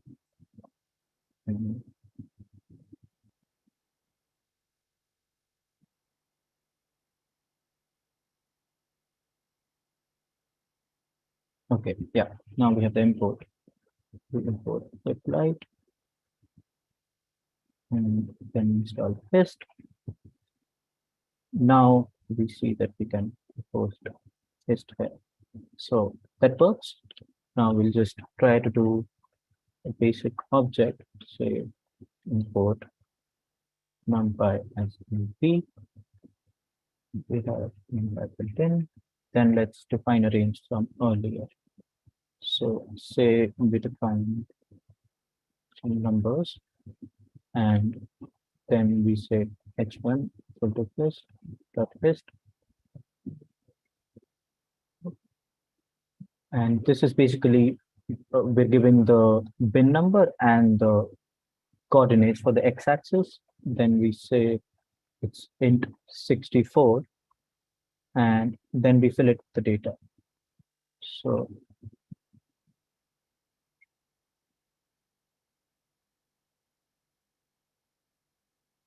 okay. Wait.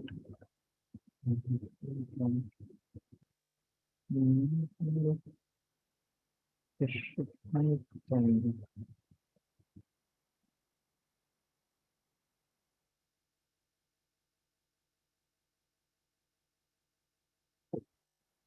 Oops. Okay, so we have the histogram defined. Now we can get the representation. We see that it's working on WebAssembly, and we can also do say h1.show here. That will basically pass it by histoprint, and we get the ASCII representation. And as we saw, we can slice it using the locations, say -4j to 4j. And that gives us a particular area of the histogram. So that's how Hist works on, Hist and Boost histogram work on WebAssembly. Now getting back to our main notebook. So, okay, I think, yeah, that's about histograms. Now we have a new library to present today, which is Uproot Browser. And I'll go over it a little bit. So again, the links are on the top if you want to access them. And Uproot Browser is basically a new development that has been inspired by the root object browser. So let's first of all do some manipulations with Uproot and see what's all about. So say we have a root file and we import it from the scikit-hep test data, and we use the uproot event.root. So we open that file, we define that file, we open that, and let's check the keys. So when we do file.keys, it shows us what are the keys present inside the file. So we have a process ID, we have htime, hstat, which are basically histograms, and T is the tree that we have. So we verify that. We see here that, yeah, there is this is an unknown object probably. Then we have th1f, which is basically a histogram in uproot, and then we have the T tree. So what we do is we say we want to check what is hstat. We put it to h, and then when we execute h, we see this. Now we can pass this h to hist, and we can plot it. So say we get this plot, and this is basically we took that hstat file, hstat histogram from the root file, and we passed it to hist and plotted it. So this is the content of the histograms, is the plot that we get. And similarly, say we want to see the tree. So this is basically the tree that is present in the event uproot file. So we can see that, like, this is again a lot of information, and this is the common way that we're used to analyzing any root file. But now what we have is a new way. And what if we could perform all of this with the help of a user interface? So that's where Uproot Browser comes in. Now, Uproot Browser is basically a plain-text-based command line library in which we can use the command line to interact with the root file. And it takes its inspiration from the root object browser. But as we see, I think the root object browser has moved to a web browser-based browser right now, but this is completely inside the terminal. So it has a few features now, right now, which is basically, again, a command line interface that we get to access via click. And it has browse, it has plot, it has tree. and we'll go to a demo to see that. I'll probably not run the demo in the Jupyter node, in the Jupyter Labs terminal, because it sometimes glitches. I'll just quickly share my local terminal. So yeah, so we have the terminal here, and we basically access the uproot browser commands. So first of all, we see what is there. So we do a -h, we get the help menu, which tells us all about the commands that are there and how to access about it. So say we look at the same object. Earlier, we looked at hstat, and so we say uproot browser. Then to look at hstat, we say we want to plot it. We go plot, and then we give the data. So that is where. Yep, that is the uproot event. So after accessing the uproot event file, this is basically how you access any directory in the system. We use colons to go further inside the file. So we say hstat, and when we execute that, we have the plot there on the terminal itself. So what's happening here is basically this is using flow-text to plot everything on the terminal. And say we do this again, but this time we want to see the tree. So instead of the plot command, we say uproot browser tree. We go to our object and we say t. So this gives us a beautiful tree with icons and with everything according to the different types of the data. So here we get the tree on the terminal itself. Now, these are basically the building blocks of uproot browser. But what is most exciting about this is that we can get a complete new user interface for everything. So we say browse, which basically ties these commands. And now we just say the file that we want to browse. So we go here. And when we do this, we're inside the TUI interface. So there is a text user interface. Basically, what this does is it has a clickable interface. And say we can switch the toggle bar and we can access the tree. So when I click on T, we have a scrollable interface here which shows us the tree. And this same thing we were doing with uproot, we had to give some commands and we were seeing all the information there. But here the information is presented in a different manner and for say a quicker access of things. So for example, we want to try to plot hstat again. We just click on it and we see in this window, we get the plot here. Then we can also toggle the sidebar, which automatically changes the size of plot and adjusts it accordingly. There are a few objects that uproot browser does not recognize as yet. So it's in very initial stages yet. And there is a new, so everything here is based on textual, and textual is basically transferring to a CSS CSS-based library now. So we're waiting for that, but we might switch to the development version of that on our development branch. But this is basically what it does now. Now, what we also have is collapsing trees, collapsing, we have the hover functionality, it shows different colors. Then we can plot the different objects just by clicking on them. And then what we can also do is we can see how exactly to get this via uproot. So say we want to know how we access the hstat. We do a quit with dump, which can also be done by the shortcut key D on the keyboard. And when we do this, we see that we have this, we have these lines of code which tells us exactly how you access that particular file. So that's how uproot browser functions. And I think, yeah, that's the end of our demo. Thank you. Thanks so much. Thanks very much, Aman and Jay. So I don't know if I actually posted a comment just so that you can explain a bit further, because I had the impression, I had the feeling that this may have been a bit tough for some newcomers, just because you were talking about different packages, not explaining how they actually interact together. And talking about uproot, by the way, if you want to know and you don't know much about uproot, that after the break we will actually have a presentation on uproot and awkward array, which we can give you much more detail about this. Where here you in a few places we're just using those packages to open the root files, which are often formats to then show features. So maybe you want to, yeah, maybe you can try to go through that first question. Maybe have a brief comment on those packages they have mentioned, Histoprint, and so on. Yeah.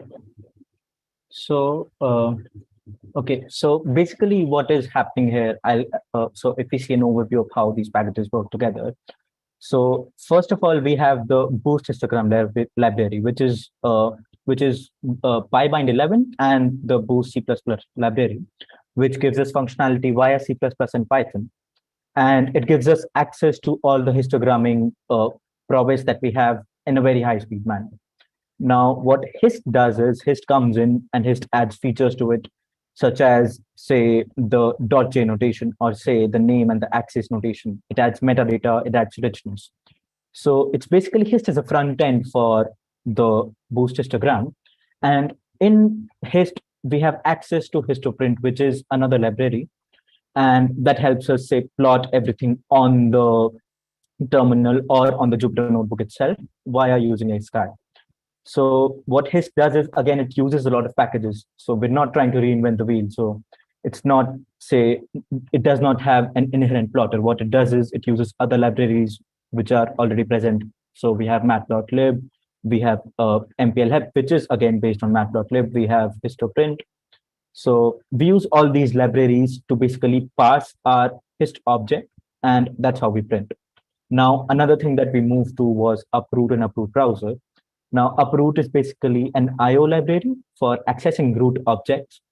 And like we have root, the whole library root, we have the scikit-hep. It's not an alternative, so to say. It's basically an IO library. So root is a full-fledged library, but uproot, I don't think uproot offers that feature. I'm not sure, though. Please feel free to correct me. Anyway, so uproot is basically what we use to interact with root files in the scikit-hep ecosystem. And what uproot browser does is it makes it even easier via TUI. So in uproot, you would have to type commands and you would have to, say, access particular things. But say we want a quick overview of the file itself, and we just want to see what's present inside, or want to see what is this tree or what is this plot. So that's where uproot browser comes in, and it offers a terminal-based interface. So I hope that helps with the explanation. I'm sorry that I skipped over a lot of the basics. So, yeah. That's all right. That's why I made the comment, because I can realize how difficult it can be sometimes. Yeah. But that's fine. All right. You had a few other questions. Maybe you answer the first one, and then we move the rest to the discussion to not eat too much of the break that is needed by everybody, of course. Yeah. The rest of the questions we can answer on Slack. So I'll just pick this. Can uproot browser use Vim key bindings? So uproot browser does not have Vim key bindings yet. And I mean, it does have default up and down binding, which is again not very intentionally designed. Since it's based on textual is providing us with that interface. So that has been a point of conversation in the past, but yeah, I think the primary motive there is to develop not like standard key bindings first. Say you can access everything via the keyboard, and then maybe we can move on to the Vim key bindings too. So thanks a lot, everyone, and see you later. Yeah, thanks very much again, both of you. So that ends the first session of today. We're going to reconvene in half an hour, almost precisely in half an hour, at 4:30, at least, well, local time for us here in Geneva and area. So yeah, have a tea, a coffee, anything, and then we come back for another 1.5 hours with a very interesting presentation, as you can see from the agenda. So back to you soon. You.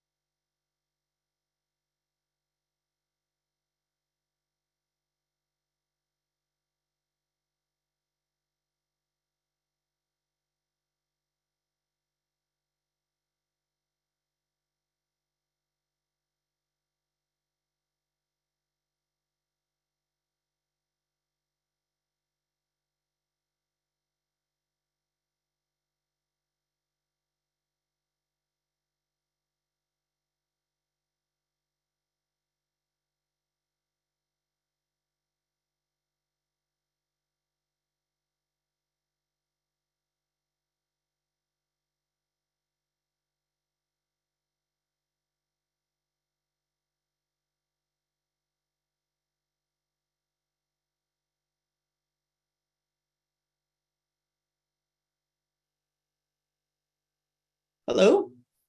Hi. I guess. So is everybody coming back now?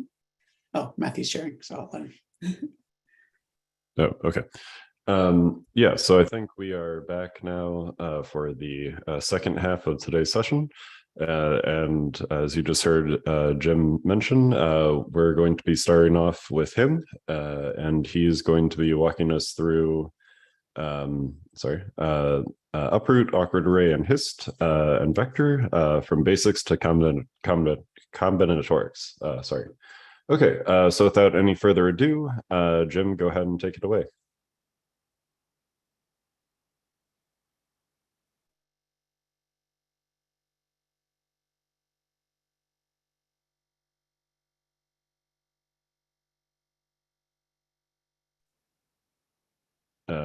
Jim, are you still there? I'm trying to figure out how to share screens. Oh, okay, sorry. Sorry. It was, this is new to me. I mean, this is a new computer. Yeah. It's not telling me. Okay, I have to do system preferences. Sorry, I didn't realize that there would be this. Matthew has to make you a co-host, and then you will be able to share. Oh, I just did that, so yeah, try again. It's not enough. I also had to configure the Mac. I have to leave the meeting, come right back. Sorry about this.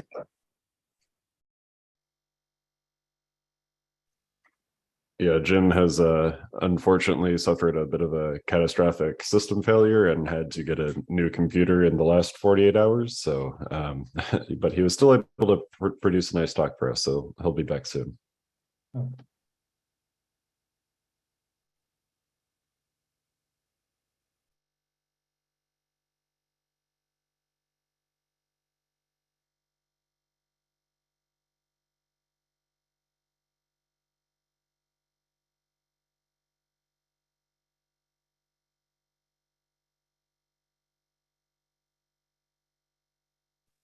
Sorry about that, everybody. No worries, Jim. It's a new computer, and let's see. Google.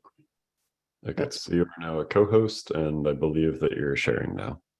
Okay, right. Yes, this is looking right. All right, so here is where we are. Click on Binder to run, so you can follow along. And the notebook is also available on GitHub. There's a unevaluated version that I will be running, and an evaluated version with all of the outputs already in it. So I'm going to run it from here. This is what you should see. Okay, so I'll just get right into it then. This is going to be a presentation of 4 libraries, actually: uproot, awkward array, hist, and vector. Starting from the very basics up to doing some combinatorics, which is a somewhat sophisticated analysis. So it starts at the basic level, exploring files, making plots and such, and is ramping up to, we're going to be looking at 4 final states of the Higgs decays: all electrons, all muons, and a mixture of electrons and muons. So due to time constraints is not a tutorial with exercises you can try, but there are 10 such tutorials. I went back and looked in the modern era, which is awkward array version at least 1, and 5 of them even have YouTube videos. So so the value of this one to you is that this is live and you can ask questions and I will answer them. The pre-recorded ones, that's not going to work. Also, I want to point out that there are HSF training events with uproot and PyHEP modules. And don't forget that all of these projects have their online documentation. And then these are the versions that I'll be using if you want to try to do this on your own computer, like after time. But if you're running it on Binder, you've got all the software already. Okay, so as an overview, just as in the broader Python world, the functionality in PyHEP is provided by small specialized interoperating libraries that build on each other. So, so just as when you're doing an analysis, like in any scientific field, you'll be using some foundational libraries like NumPy, Jupyter, and such, as well as some very specialized libraries like SunPy if you're doing solar physics, that sort of thing. In the high-energy physics world, we have the same kind of structure within that. There's the outside world where we're using a lot of these tools that are available across for all users of Python. And then we also have layers of foundational libraries and a little bit more specific to some very specific packages. And here I'll be talking about 4 of them: uproot, reads and writes root data as arrays. Awkward array manipulates arrays of data structures. Hist fills histograms from arrays of data. And vector transforms arrays of 2D, 3D, and Lorentz vectors. So if you've noticed, all of these, we're talking about arrays. Using these effectively will require thinking about whole arrays at a time. And if you're coming from, say, the C++ world and doing a lot of for loops, then this will be new. But actually, this array at a time thinking is a programming paradigm, kind of like imperative program with the for loops, functional programming where you're passing around functions all the time.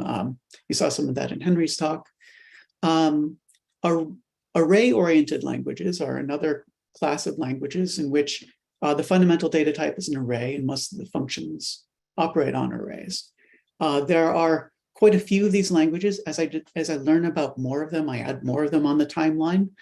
They all go back to APL, which is one of the foundational languages from the 60s.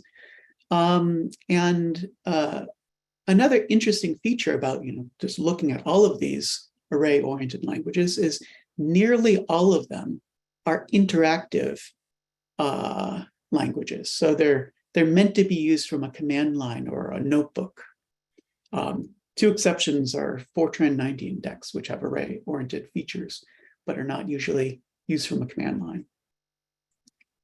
So the reason for this sort of correlation between array-oriented languages on the one hand and interactive languages on the other, the fact that they usually go together, is because this mode works particularly well for studying distributions of data sets.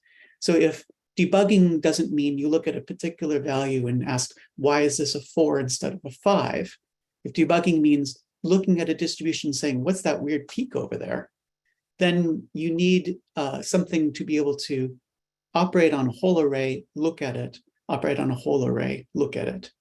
And that's what these languages provide. So let's go with an example. Actually, what I should have done is evaluated these import statements so the following things will work. Okay. Right. So by way of example, let's start with a Gaussian data set. So it's a NumPy array, and you ask, how are they distributed? So there's a histogram function that will just show that. Then when you're analyzing this more, you're going to do some operations on your data, like squaring each point. And you ask, how is the square of each point distributed?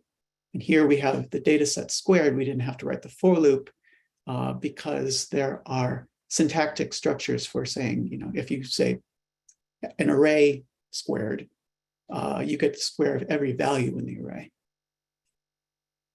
And you get a different distribution, and that's what you're interested in.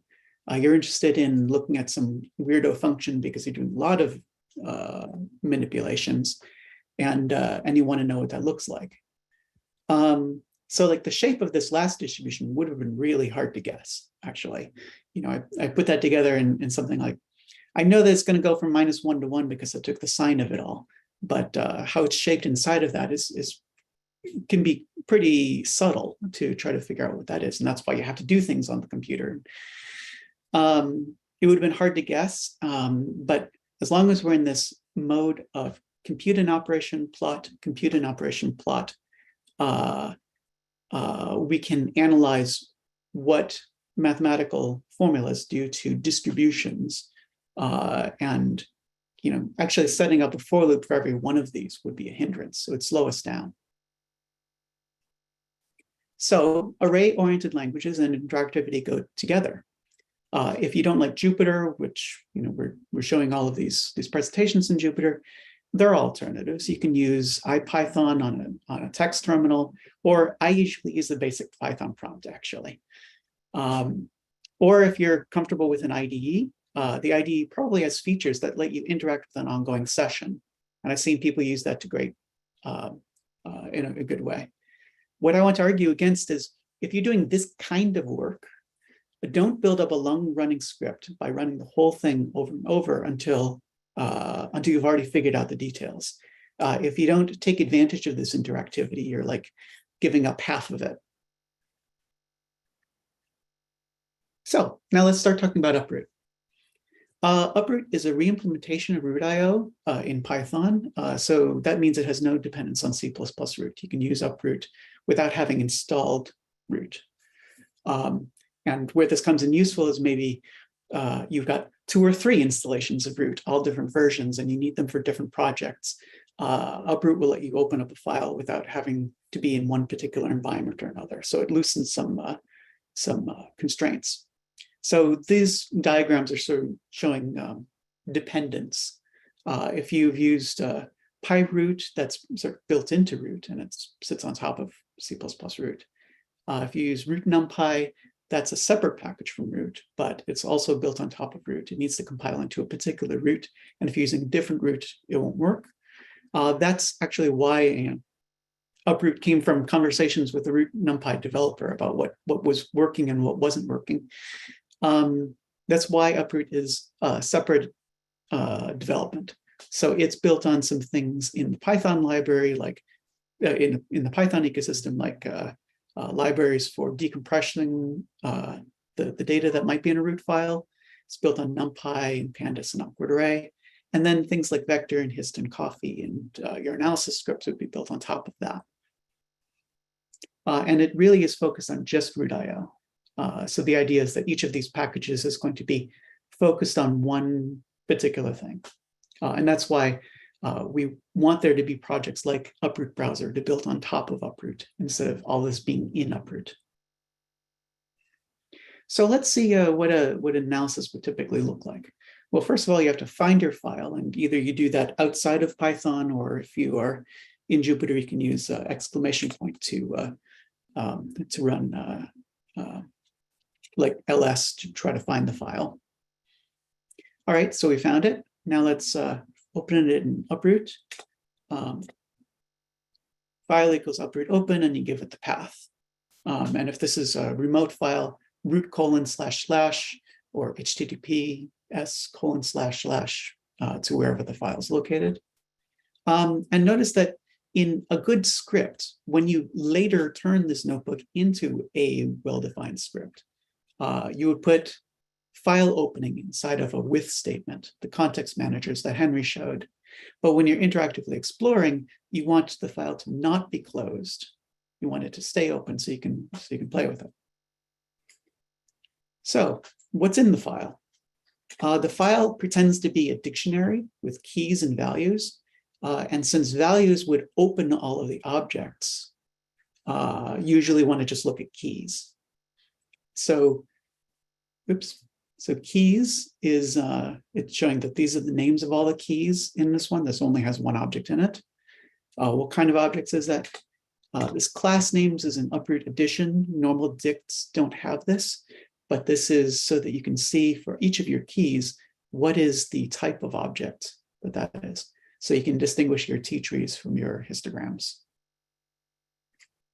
So now, just like a dict, you actually open that by using square brackets and the name of the key. Now, you might be wondering, what's this :1? Oh, sorry, the semicolon 1 that I didn't have to write here in order to get the tree? That is a cycle number. It's a root thing. Root can have multiple objects in the same directory that have the same name as long as they have different cycle numbers. So you only use it to disambiguate if you really need to. So it's optional. So now this T-tree object is not all of the data. All of the data might be, gigabytes large, and you wouldn't want to just load it all into memory without getting a choice about what you want to load into memory. So this tree object is just the metadata, things like knowing the number of entries and knowing what T branches are in it. There's a interactive method here called show, which just shows it as a table. These are all of the names of the T branches. These are their C++ types, and this is their uproot interpretation. And yeah, you can get all of this information programmatically. You don't have to parse the text of the show method. If you need these things, tree is acting like a dict, which has where you can get key value pairs by asking for items. And then this value is a T branch, and it has things like the type name and a whole lot of other metadata. So you can get all that information programmatically. So now let's actually read real data out of the file.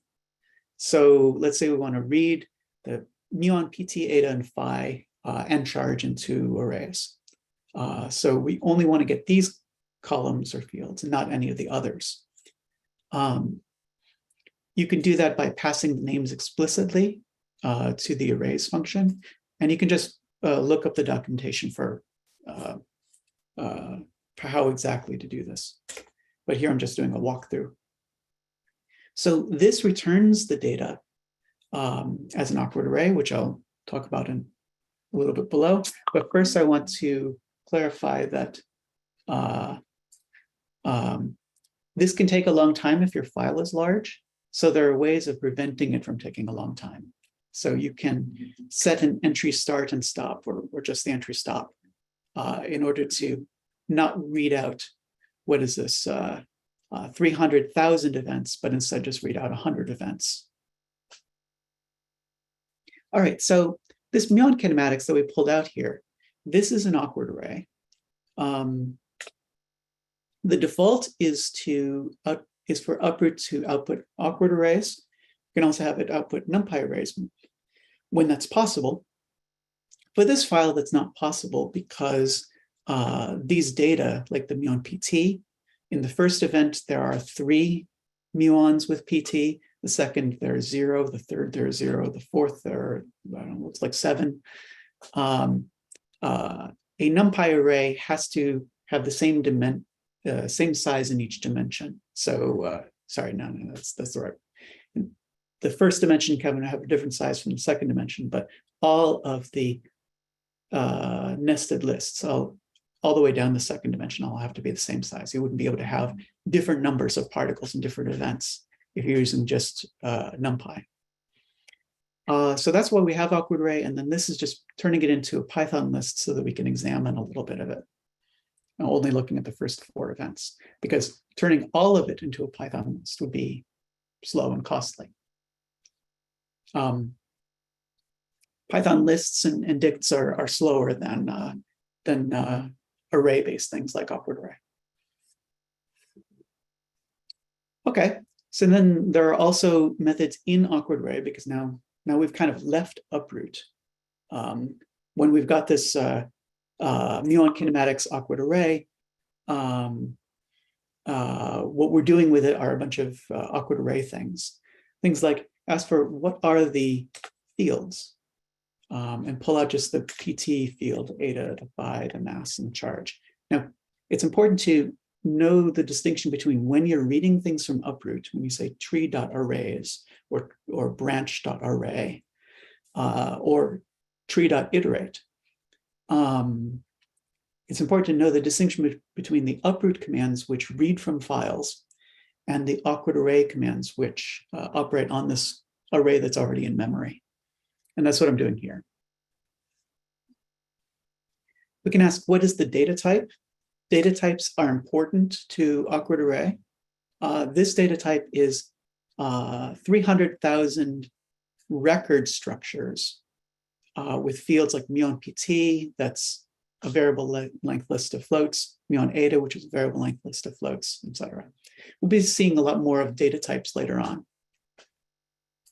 And we focused down on the mu_pt and asked for its type. It's just 300,000 variable length lists of float 32. Okay, so now back to uproot.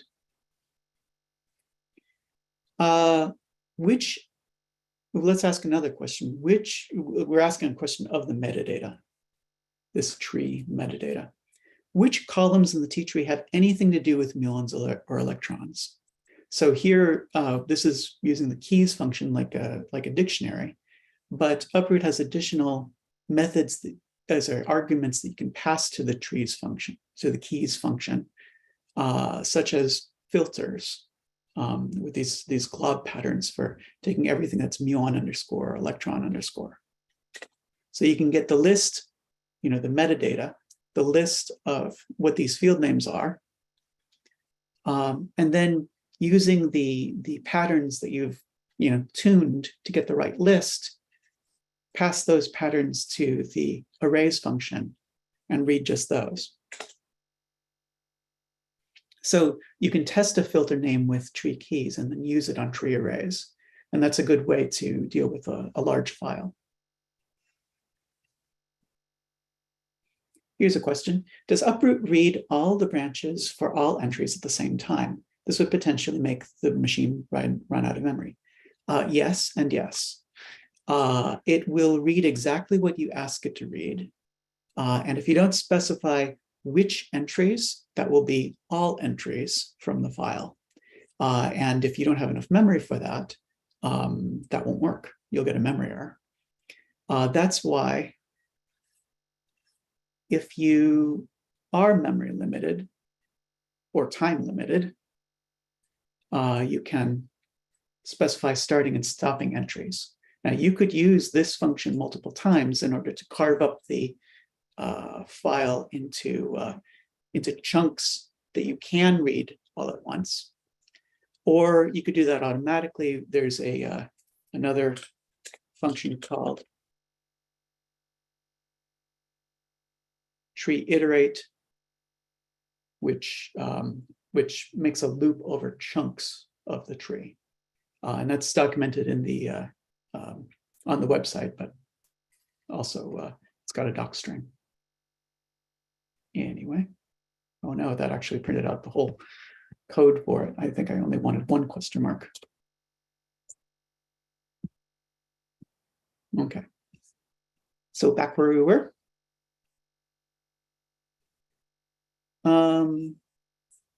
Yeah, so then this larger data set where I'm taking all of the muon fields and all of the electron fields, it has a correspondingly larger type.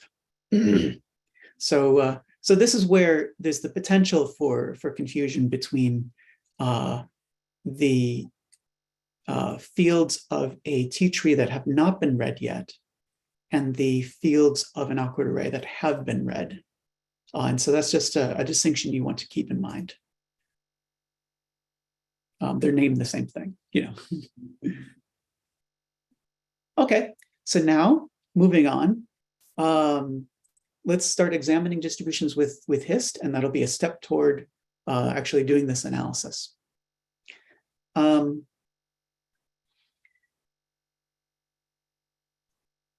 So NumPy and Matplotlib both have histogram or hist functions, and these are display options.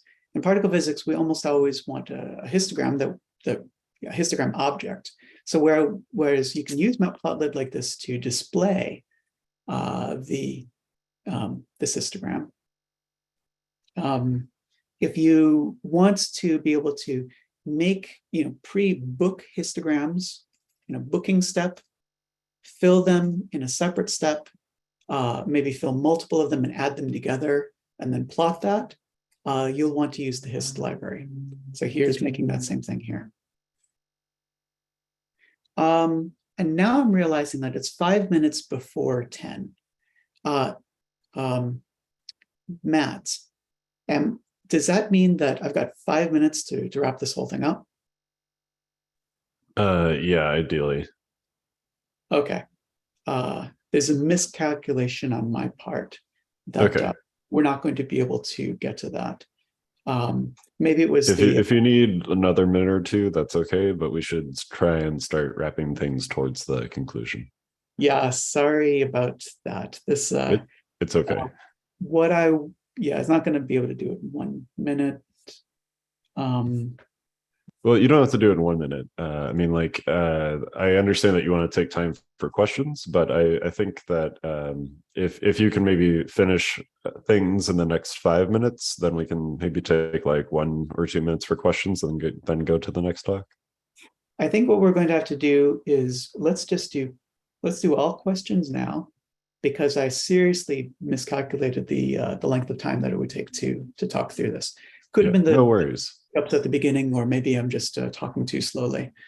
But there is a whole walkthrough here of going from this basic exploration that you've been seeing me do through making those Higgs peaks, and it's a great presentation. But let's just do questions instead.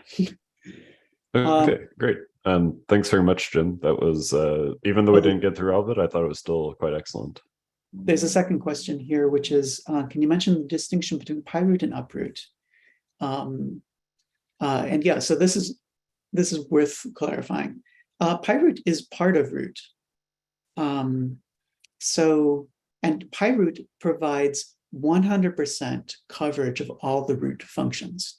And it does it because whenever you are using PyRoot in Python, it calls the C++ function from root. That has advantages and disadvantages. The one very obvious advantage is that PyRoot can do absolutely everything that root can do. The disadvantage is that all of that reflection can be slow, and you wouldn't want to do PyRoot calls inside of a for loop if you've got a large amount of data. Also, in part, this is all in the imperative point of view. You're writing for loops over these things. Uproot is only covers input and output. It doesn't cover it with the same function names as root does, and the interface is array-oriented rather than being imperative. So these are all differences, and so this is what you'd probably want to use uproot if you want to just extract some data in order to use it in something in Python, such as one of the PyHEP tools, or some machine learning projects, which usually take arrays as input. Even if you need to prepare those arrays with awkward array to turn them from jagged structures into rectangular structures. More questions. Is it possible? You know what I should do? I should just put this into the shared part of the screen. I did that. Oh, I'll check mark them. Okay. To read all the branches, I already said that. Is it possible to directly use Lorentz vectors instead of 4 individual arrays? That's unfortunately what I was going to show in more detail. That's what the vector library is for. And you can go through this offline to see how that works. Apart from being smaller, what's the advantage of reproducing root stuff into packages like vector? Would HEP be better served by contributing to root itself? So reproducing the root stuff in packages like vector, it's not entirely reproduced because it's a array-oriented way of doing it. So whereas if you are using like T Lorentz vector in root, or if you're using the math Lorentz vectors from root, you'll be doing it event by event. And this is just a different interface to doing that, because you would write a function that would apply some vector transformation to all of the vectors in some big array, even if they're a jagged array of vectors. Would HEP be better served by contributing to root itself? I think that it's better to have a lot of these things in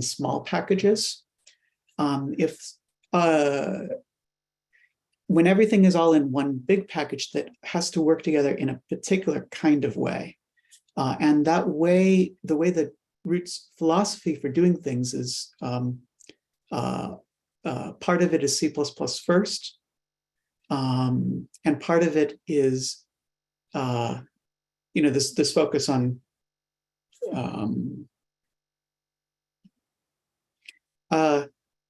it's not very into loading a large array and just doing manipulations on that in memory.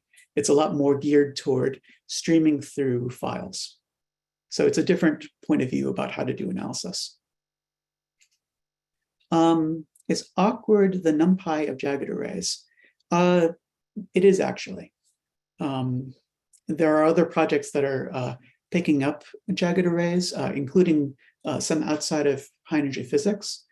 And they are, some of them started with custom implementations of jagged arrays, and they're switching over to using awkward array.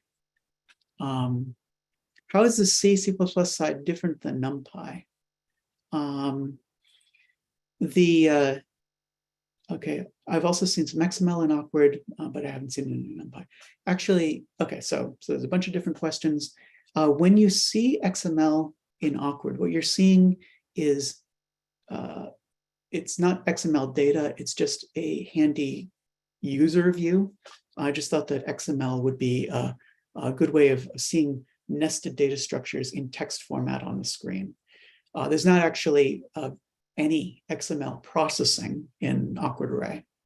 NumPy doesn't even come close to needing that because NumPy has rectilinear arrays for which the structure is always very simple. So the reason for the XML is to try to express this nestedness. And that's really just for internal functions. The C++ side for awkward array and NumPy, they're not so different. They both do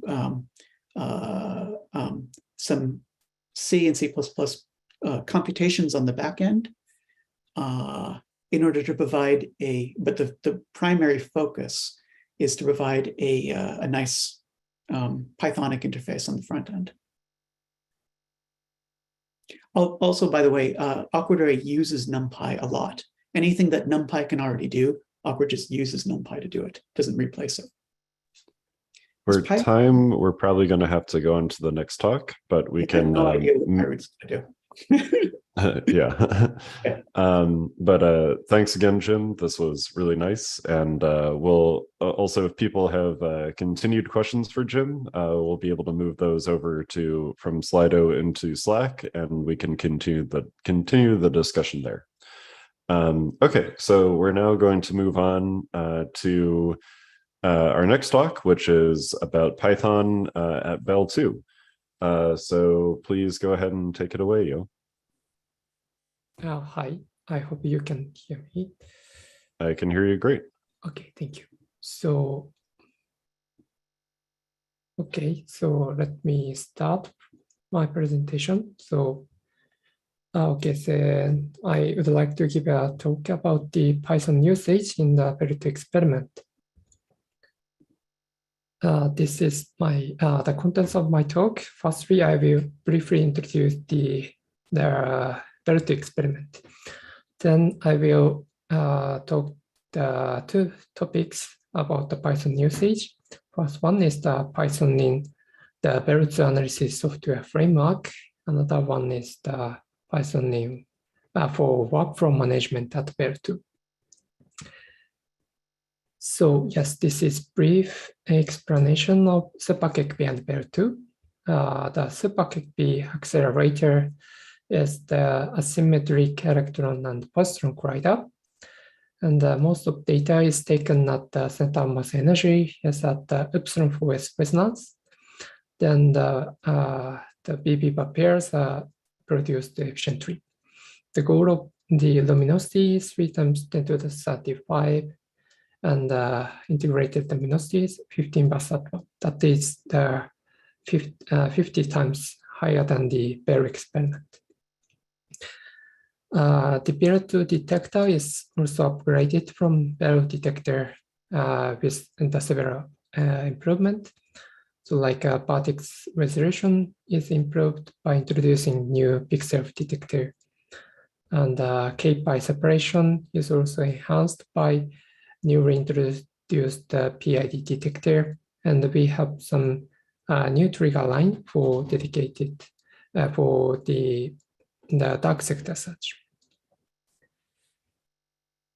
And so far, Bell2 took data that corresponds to the 430 investment one of the total integrated luminosity. And SEPA-KEKB recorded the world highest luminosity, that is 4.7 times 10 to the 34. That is twice higher than the KEKB already. And Bell2 has already started to produce high quality result with upgraded detector and analysis techniques. So yeah, there are some results from the Bell2 experiment. For example, the B2K new in the B2K new search, Bell2 has already showed the very competitive result with previous experiment, even with very smaller data size. And Bell2 started the PMS on time-dependent CP violation measurement. That is one of the flagship analysis in Bell2. And Bell2 also play an important role for the dark sector search. So this is one of the example of the Z prime to invisible search. So Bell2 has set the world-leading result on this field. Okay, yeah, that's about the introduction of Bell2. And here I would like to explain about the Bell2 analysis software framework. Yeah, so to provide the public result from the experiment, so we need several steps to do.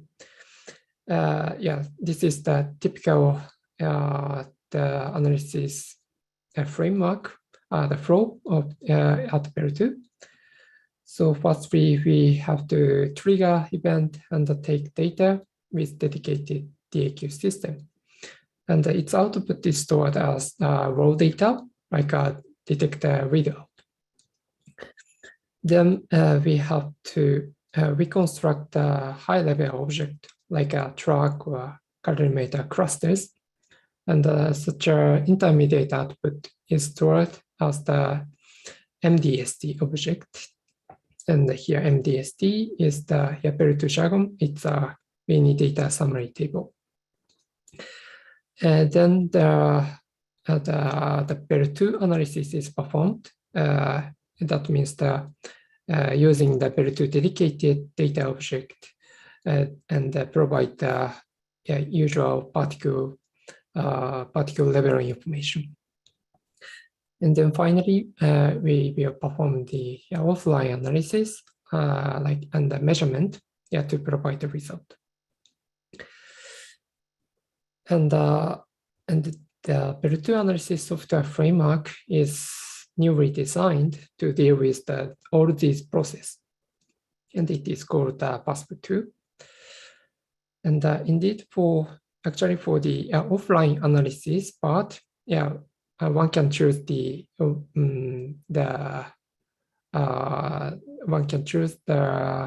dedicated analysis framework by user by own.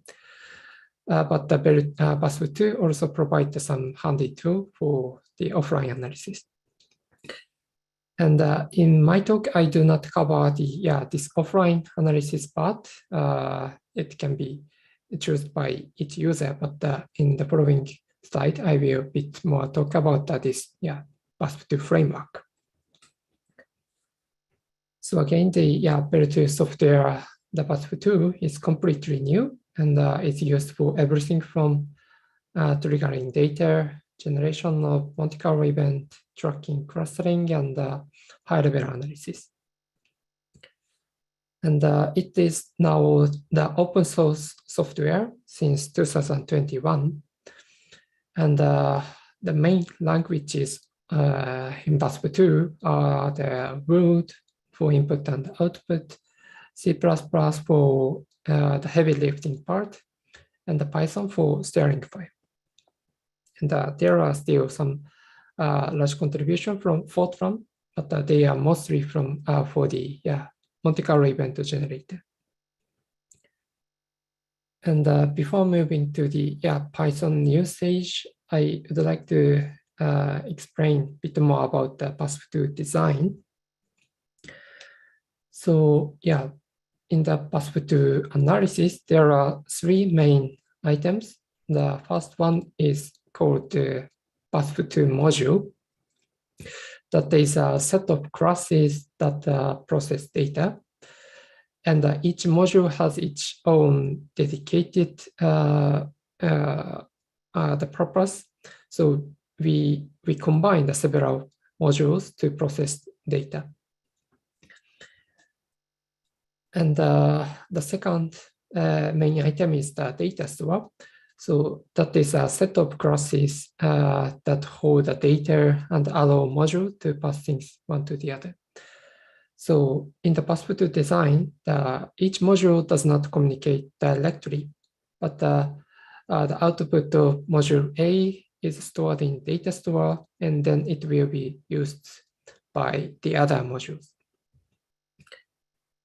And the last one is the PASF2 path. That is an order in which the module must be executed. So one register the modules in the path with the order which one want. Yes, this is the schematic view of the design of the PASF2 analysis. And here is the typical PASF4 and analysis job. So here we want to process MDST object to produce some particle level information in the T3. So again, that is green box is the module, and the blue is the path, and this gray is the data store. So in this example, so firstly the module to load the MDST is called, then MDST object is stored in data store. Then second module process the MDST object to provide the final state particle list, like electron, pion, and kaon. And using its output, and one can combine the particle to reconstruct the intermediate particle. For example, the B meson is reconstructed from the kaon and the electron pair. And its new particle list will be used in, for example, to do some particle splitting or calculate some complicated variable, and then do some selection on the particle list. And finally, the one write the information of this selected particle to the T3. So this is the typical PASF4 analysis job. And here I come back the Python usage in PASF2. So the main use case of Python in the PASF2 is the steering file to arrange the appropriate modules in the path and the configure modules option and the start data processing. And the Python provides a very easy understanding syntax, especially for new users. And the PASF2 module can be written in both C++ and Python. In principle, the framework modules are written in compiled C++ code, but each user can easily add one own module by Python. And the functionality is exported by Boost Python, and access to the data store is provided with PyRoot. And also, the Python provides a good documentation tool with Python. So using the Sphinx, using Sphinx, the documentation web page is generated very beautifully. So here is the typical the simple steering file using the Python. So firstly, import the path2 framework, then create a path at first. Then one can add the module in this path, calling the add module function.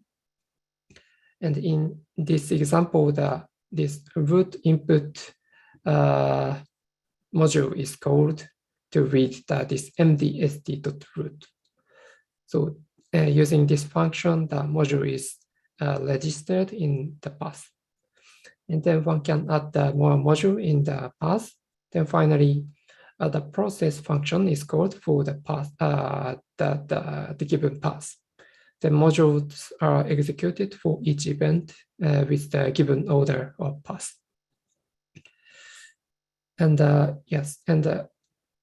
and in the path2 framework, there are a lot of the wrapper function, especially for this adding the module part. So there are a lot of wrapper functions for module configuration and adding the module in the path provided with well-documented Sphinx web page.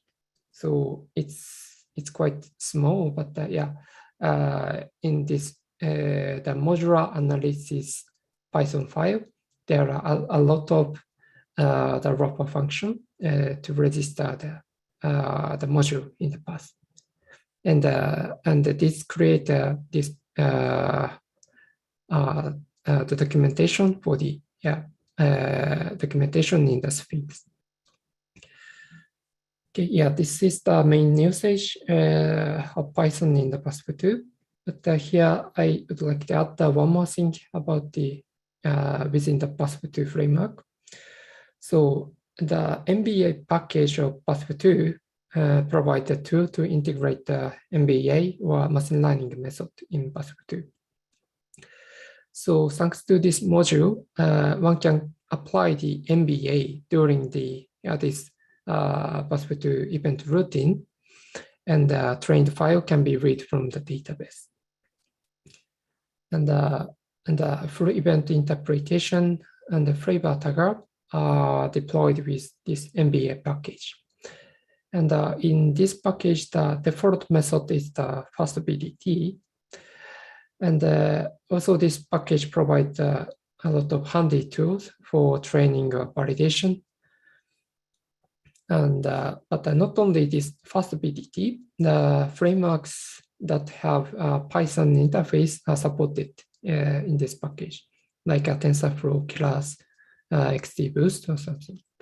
So this is due to the easy extensionability of the Python. Okay, then here I'd like to move on the next topic about the Python for workflow management at PER2. So in high energy physics, some complex workflow have to be managed time effectively and with good reproducibility. So here I put the two examples. The first one is the data calibration. So in the data calibration, there are a lot of interdependent steps to deal with the detector condition that can vary over time. And to provide the result in timely manner, the prompt calibration of data is very important. So in this stage, not just a single path2 job, but there could be several processes relate each other.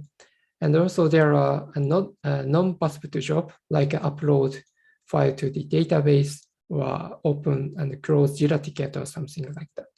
So it's very complicated workflow. And another item is for the about the reproducibility of analysis. So yeah, one we want to reproduce analysis procedure for new data or new software version. Okay, thank you. So, and in this step, there could be thousands of batch jobs have to be managed. So to deal with such things, the Python plugin packages are developed and used for the workflow management.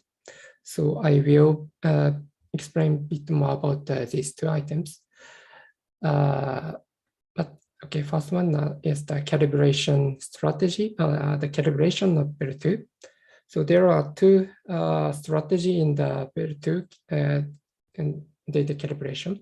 The one of this is the prompt calibration.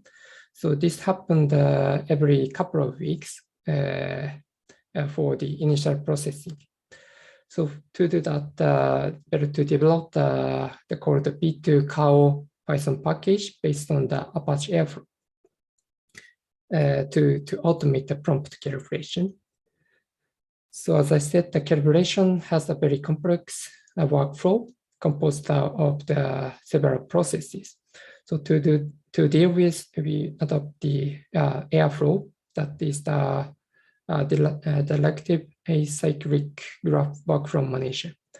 So this is the one of the graph of the process. As shown, this it's very much complicated to do manually. So yeah, this helps to automate the process, and it also reduces the possibility of human error. And the time taken to perform the prompt calibration is getting decreased as more experience is gained. Okay, and this is the next item about the analysis reproducibility.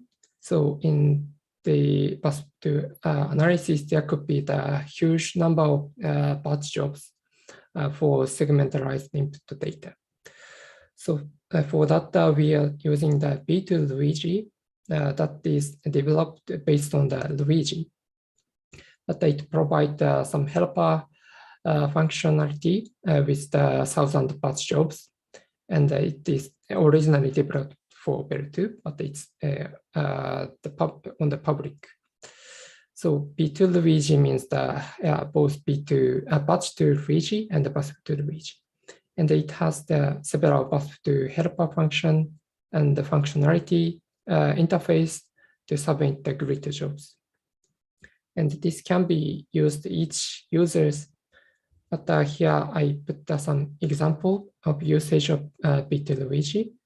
Yeah, this is the the systematic correction frameworks to perform the performance study, especially for the particle identification. So a difference between data and the Monte Carlo on the physics performance is a main source of systematic uncertainty for many physics analysis.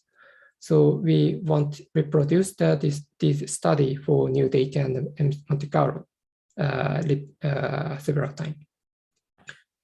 Then we developed this framework and developed the library is based on the B2Luigi to reproduce these processes. Okay, so yeah, I do not explain that too much, but yeah, this really helps to reproduce this functionality. Okay, and this is the summary. I do not repeat that too much, but yes, the Python is actually a key language in the PER2 experiment, thanks to the user-friendly interface and the extensibility to many libraries. Okay, yes, that is all from my side. Thank you very much. Okay, thanks. Thanks for the very nice talk. It looks like we have at least one question. So let's go to Slido. And so Henry asks, why boost Python instead of PyBind 11? Is there already heavy boost usage? I wasn't aware of much that was still using the classic boost Python. Well, sorry, I am not familiar with PyBind 11, so maybe I cannot answer correctly, but yeah, originally, yeah, boost Python is used from the the first development, but it might be another possibility to deal with the connection between Python and C++ module. So but I'm afraid I cannot answer the why exactly why we are using this framework instead of the PyHEP. Sorry. Okay, thanks very much. Let me just let me check Slido to see if we have anything else. It doesn't look like it. Okay, so I think we've finished a little bit early, but thanks again for this very nice talk. And it's always really exciting to try and see how the experiments are using Python at scale. So this was great. Okay, so we're a little bit ahead of time, but we will probably need that in the near future anyway. So we'll move on to the next talk, which is going to be teaching Python the sustainable way, lessons learned at HSF training. Okay, I'm sorry to make the presenters co-hosts. So Alexander, please bear with me for a moment.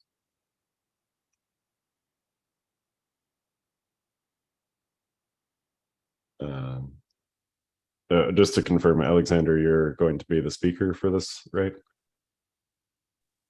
Matthew, actually, there are going to be 3 speakers for this. And I think I'll be sharing the screen, so it'd be helpful if you could give me the access. Okay, great. So I've just made you a co-host. And are you the first one to get going, or is one of your other... only I'll share the screen, so I don't think co-host access is needed for everyone. Oh, okay, fantastic. All right, well, with that, I'll let you take it away.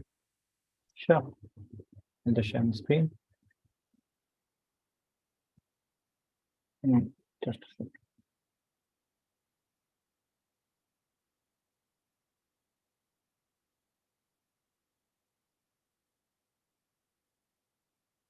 I hope my screen is visible now. Indeed, we can see the whole thing, and you've just gone into full screen. Okay. Guillermo, if you want to start. All right.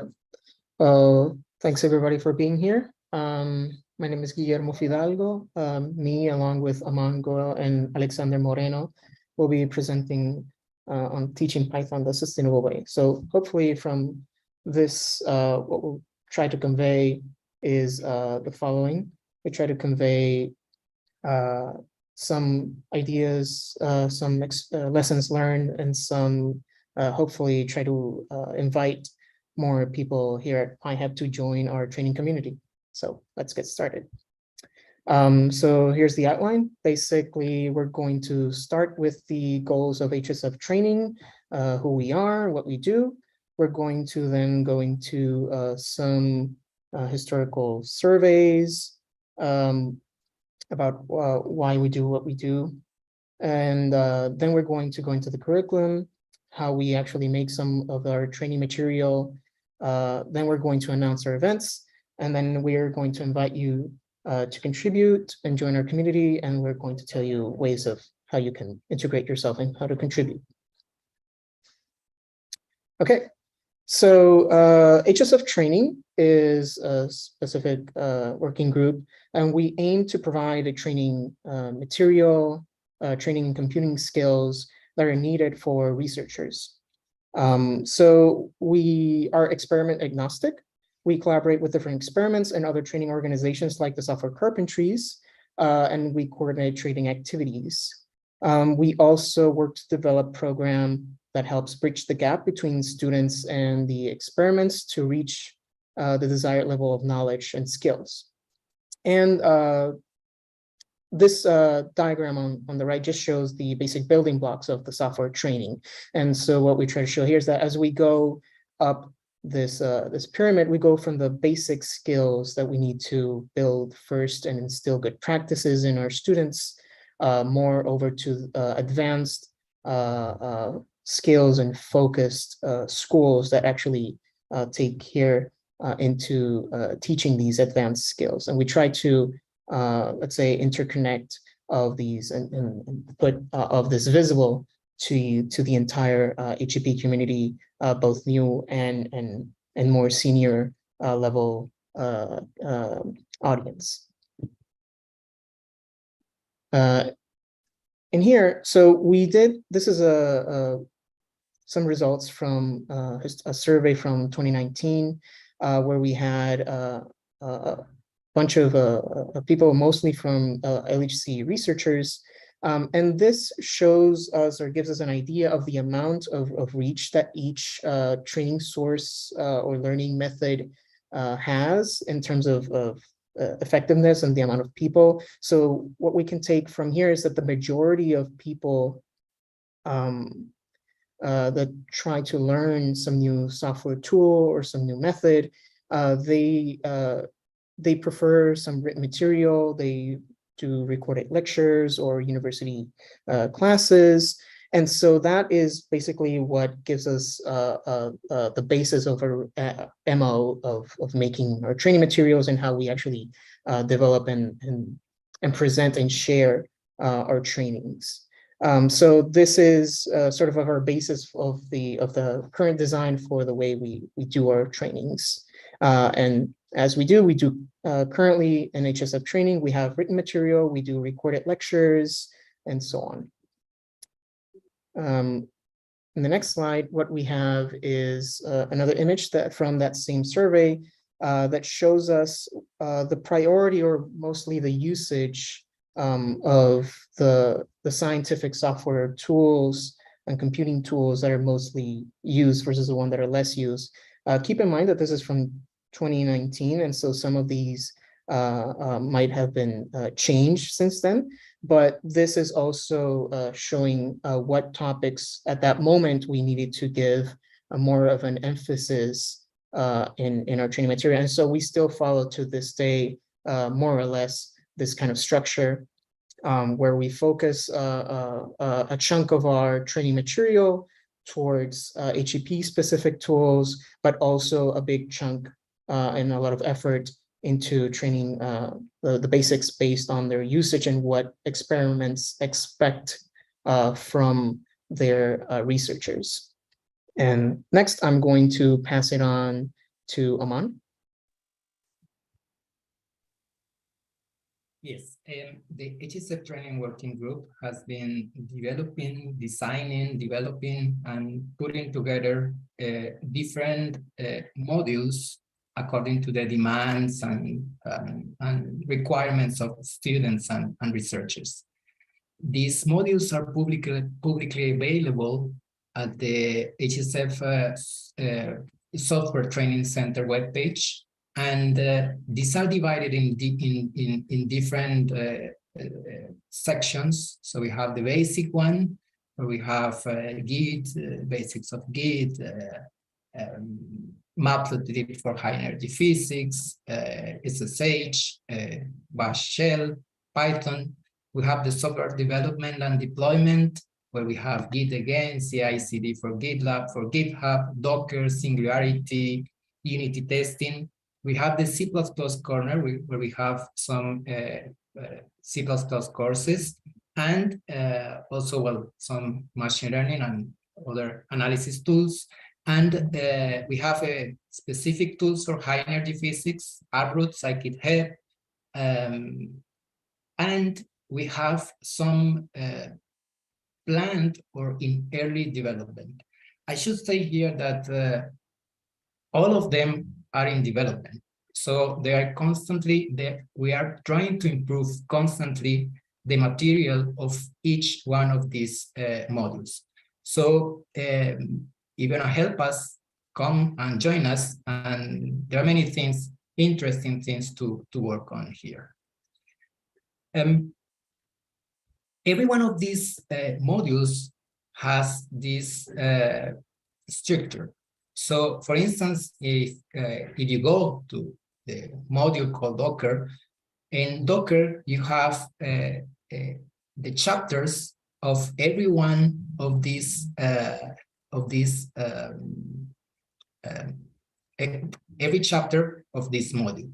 And in this chapter, if you go to every chapter, you're gonna see in detail the material of every chapter that is going to be used by the students and by the educators. We use these modules during our workshops. So the next one, come on, please. So we use in the workshops these modules, in particular the ones that follow in the basics of the HSF training curriculum. So for instance, we use the basic ones such as Bash, Git, Python, Scikit, HEP, PyRoot in the software carpentry workshop. And also in the Matplotlib for high energy physics workshop, where we have the basics, the styling, high energy physics specific plotting tools. And actually we're gonna have a tutorial tomorrow about this, well, based on the material of Matplotlib for high energy physics. So you're welcome to join us. We collect information before and after every workshop. So of course, the idea is to get some feedback from the students, and with that information, trying to improve the quality of the material that we're using. On the right side, you see two plots, and the first one, just as an example, in this question, how confident are you in your knowledge and abilities when using Python? In black, you see the students' answers before the workshop. I think that's red. In red, the answers after the workshop, and we see how the confidence increases. In the next one, how comfortable are you with the usage of uproot? So again, we see the same behavior. So the confidence increases after the workshop. So we see that the workshops make a difference, an important difference. And we have here, we wanted to show you this question in particular. This is about the root class in one of the software carpentry workshops, where we asked the students if, since we had preferred notebook, if they prefer to have these preferred notebooks or just a blank notebook terminal to work on. So we see here, for instance, that almost half of the people are undecided. So they don't care if we use preferred notebooks or blank or notebooks or terminals. That's fine with them. And almost half of the people also say that they prefer blank notebooks terminal. So and just a little bit, just a few people say that they prefer notebook. So these kind of questions are important for us to improve not only the material that we use to teach, but also the way how we teach. So from the developer side, and I'm sorry, I'm going to use myself as an example because I joined the training working group a little bit less than a year ago. So I have improved many of my skills. Well, I think so. I have improved many of my skills. I knew a little bit about some of the tools that we are using, but I have improved, and it's not complicated. Guillermo, Aman, and all the people in the training working group are always willing to help. But the tools that we use here, and probably you know some of them, all of them, Git, Jupyter Notebooks, Binder, Google Colab, even if you want to improve in Python and learn something about Markdown. So these are the kind of tools that we use to work on the materials that we are developing. Of course, we have some challenges, and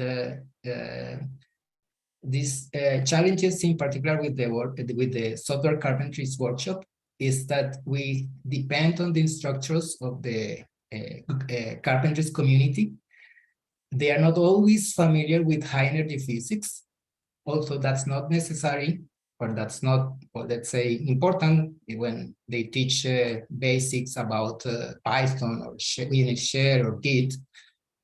But at the same time, some of the members of the HSF community are becoming carpentry instructors. So in the future, we could be less dependent on carpentries or the availability of instructors in the carpentries.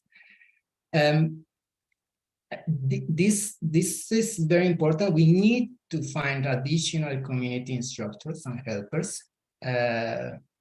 We are still a very small group, so we don't have enough manpower to develop and to give or to develop more workshops, more materials and more workshops. So we need, of course, also to develop a pipeline for educators. So from students to mentors to primary instructors, but the members of the training working group now have gone through all this process. So we have improved in that part, but we still need to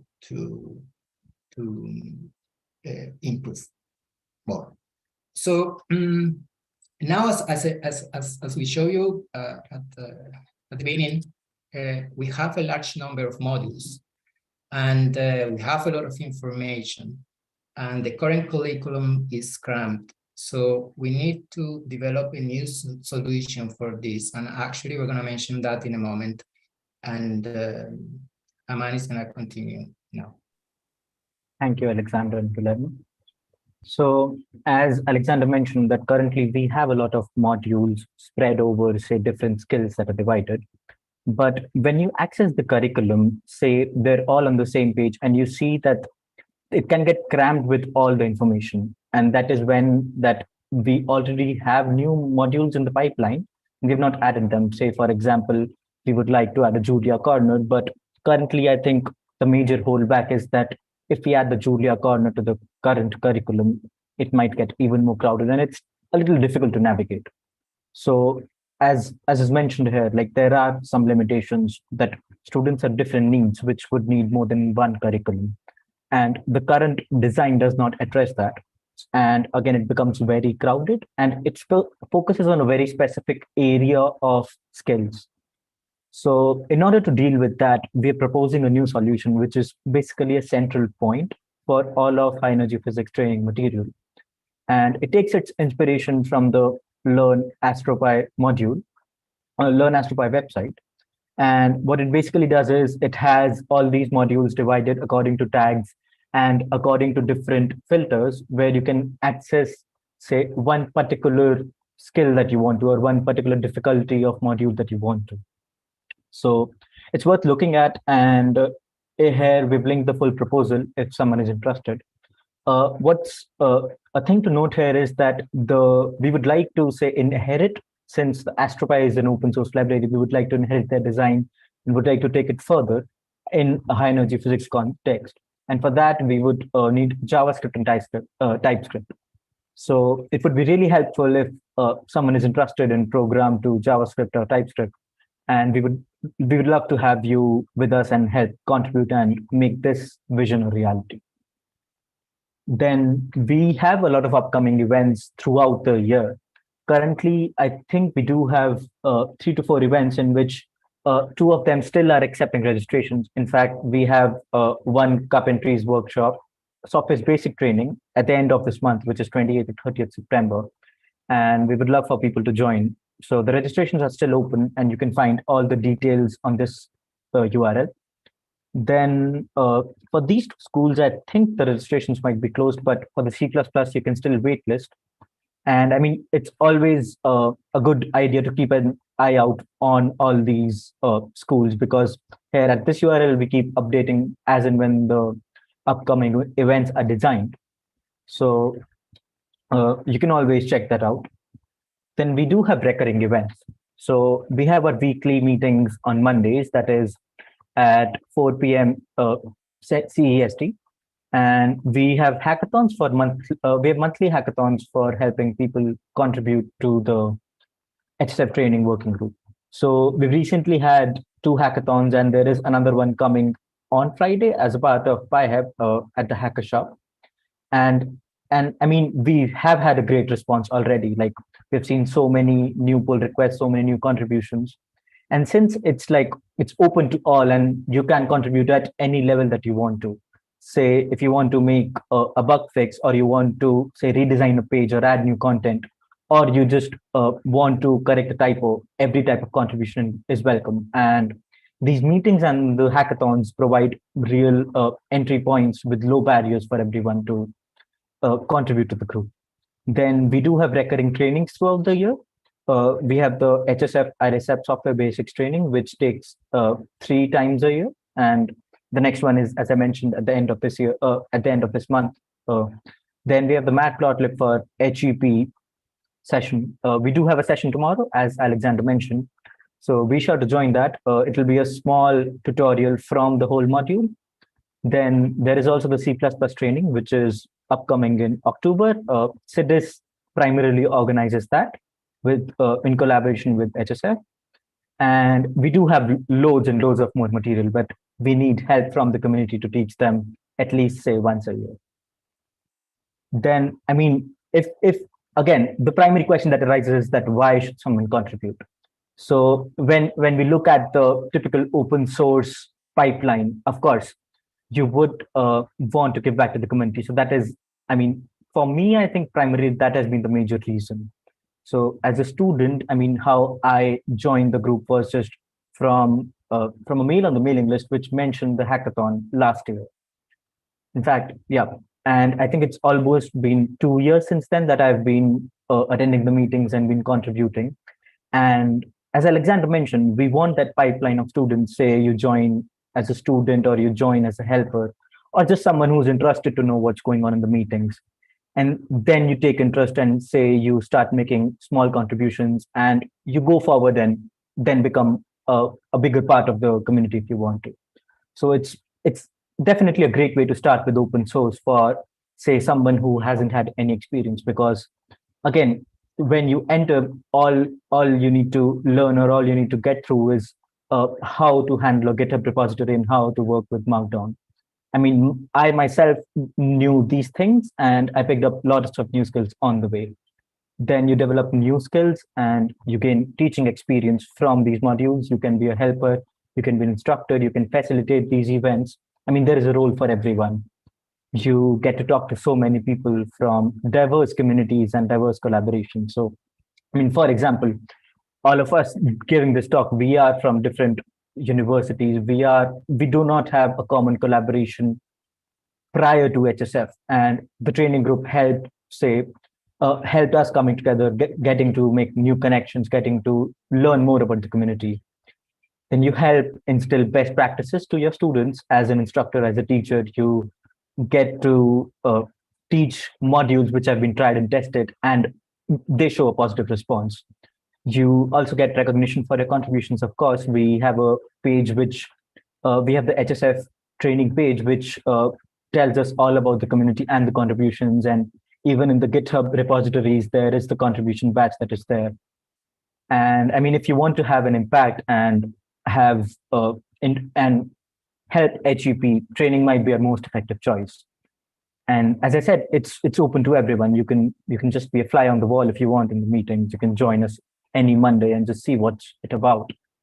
Or say if you want, you have a new idea for a module, or if you see something that you would like to say change or you think could be done better, any way you could help us as a student, as a teacher, as a helper, any way you think of it, and you can start out as a student and you can become an educator. Then the next question is, how do you contribute? That is, we primarily have our informal communication and formal communication on the Slack workspace. That provides more of a quick communication form. Then we have the Google group mailing list, which basically announces all the events and all the upcoming meetings. Then we have the weekly meetings on Mondays at 4 p.m. CEST, and you can find the link you can find the details at this indico. And then you can contribute to the training materials via directly on the GitHub. So say if we go to this, I'll just show quickly. I think we're almost on time. So this is, say, the HSTEP training organization on GitHub. And here we have different links to everything. Here you see all the people that have contributed and all of the people who are making this happen. So for example, say we open the Docker page, we see how there are already issues. There are issues that are marked with different labels and people help contribute to it. We have closed issues. I mean, I think we recently closed all the pull requests in our last hackathon. But as you see, everyone can contribute at any level that they want. And again, it's all open, it's all open source, it's all on GitHub, so you can access anything you want at any time. Then, of course, I think we're ready for questions, if you have for us. And I mean, as earlier a friend mentioned that, yeah, this training group is for the people, and it does not belong to everyone. It is for everyone and it is by everyone. And it belongs to the community, and we would love to have more people over and help us build a more efficient and a more diverse training pipeline. Thank you. Okay, great. Thanks very much for that very nice and informative talk. We're doing great on time, so we have plenty of time for questions. So please go ahead and ask them in Slido if you have them. We have a few already, so we'll go ahead and start with those. Okay, so we have one that says the number of responses before the workshop on slide 9 is significantly higher than the number after. Do you know why that might be? Yeah, so the primary reason for this is, I mean, this is sort of a repeating trend with all the workshops. And we make sure that while registering, we send these pre-workshop surveys. And these surveys are basically to assess the skill levels of people and like basically to get an idea of where people stand in terms of their skills and in terms of things that they're comfortable with. So while registering, again, there are lots of people who do register since these are low barrier registrations and you do not need much of, you just need to fill out the registration and the survey. But as and when the workshop progresses, we do see that the footfall reduces. So you can even observe it in, say, day 1 and day 3. So if on day 1, 70 people are attending, on day 3, only 40 might be. And that's a trend, I think, that we are trying to work on better with. And I think that's something that we have got to use to with, say, virtual events, more or less. And in fact, like initially, we used to have a cap at 100 students so that we do not over-register. But now I think we did increase it for one workshop because we knew that even if we have 100 registrations, we're not sure that all of them will attend. So yeah, I mean, that's the one thing that since everything is voluntary, you have to really push people to fill these surveys. And we do have to send multiple reminders and people do fill it. But yeah, you see that drop of responses because of that. So one thing we're currently doing is encouraging people to fill them, to really stress that even if you don't attend the workshop or not fully attend it, you still fill out the post-workshop survey to understand why you didn't come or why you dropped out. Okay, thanks. So I had a somewhat leading question. So you showed the GitHub org, which was great, but does the GitHub organization, do the repositories have labels on issues that can help people learn where they can start contributing? Yes, so Amani, actually, can you go back to the organization? There's actually a link that opens all the good first issues. If you scroll up and the last link, find good first issues. I just added that. So that should open all the issues marked as good first issues in the organization. Nice. Yeah, else you really probably have good. to figure out which module you're most interested in and then look there. Fantastic. Okay, and then we have another one from Gran. Do you think all the training will be online, or is in-person training also useful and maybe in the picture for the future? I think Gillian might want to answer that too. So yeah, that's a really good question. And of course, in-person training is super useful, and it's a quite different thing and can be much more intense and can do so much more for networking and all of that. Yeah, stay tuned. We'll see. So far, we've definitely been focusing on the virtual events ever since the pandemic happened. But before that, we did have in-person events, and I think most of the events were in person. So we had our own training style, also inspired by the carpentries for in-person events there. But of course, that means also limiting the recipients of the training, because you can never get to such a scaling effect when you do in-person trainings. So that's something you have to balance.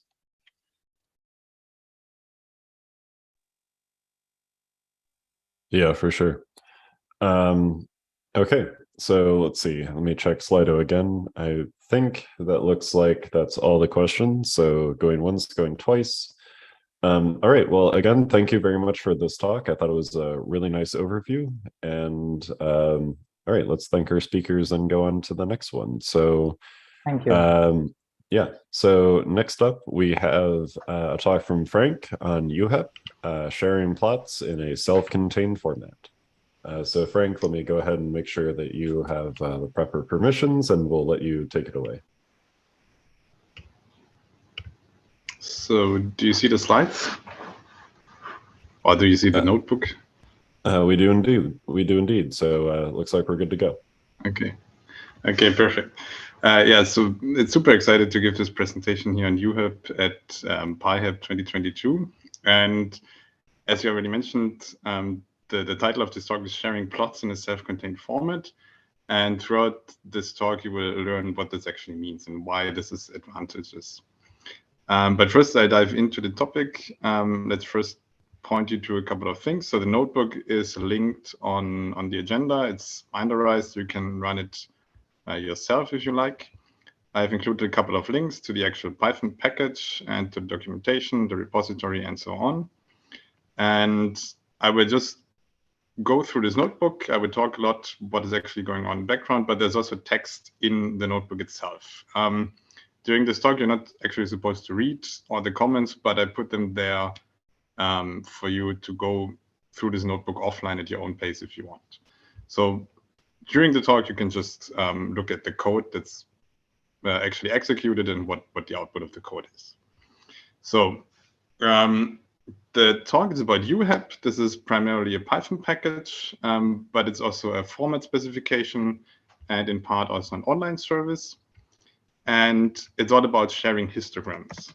So traditionally, histograms are stored in root files. This is very useful because we have the full information available. We have all the bins. We have the histogram split by a physics process or even by Monte Carlo sample. And we have, as I said, the full set of information.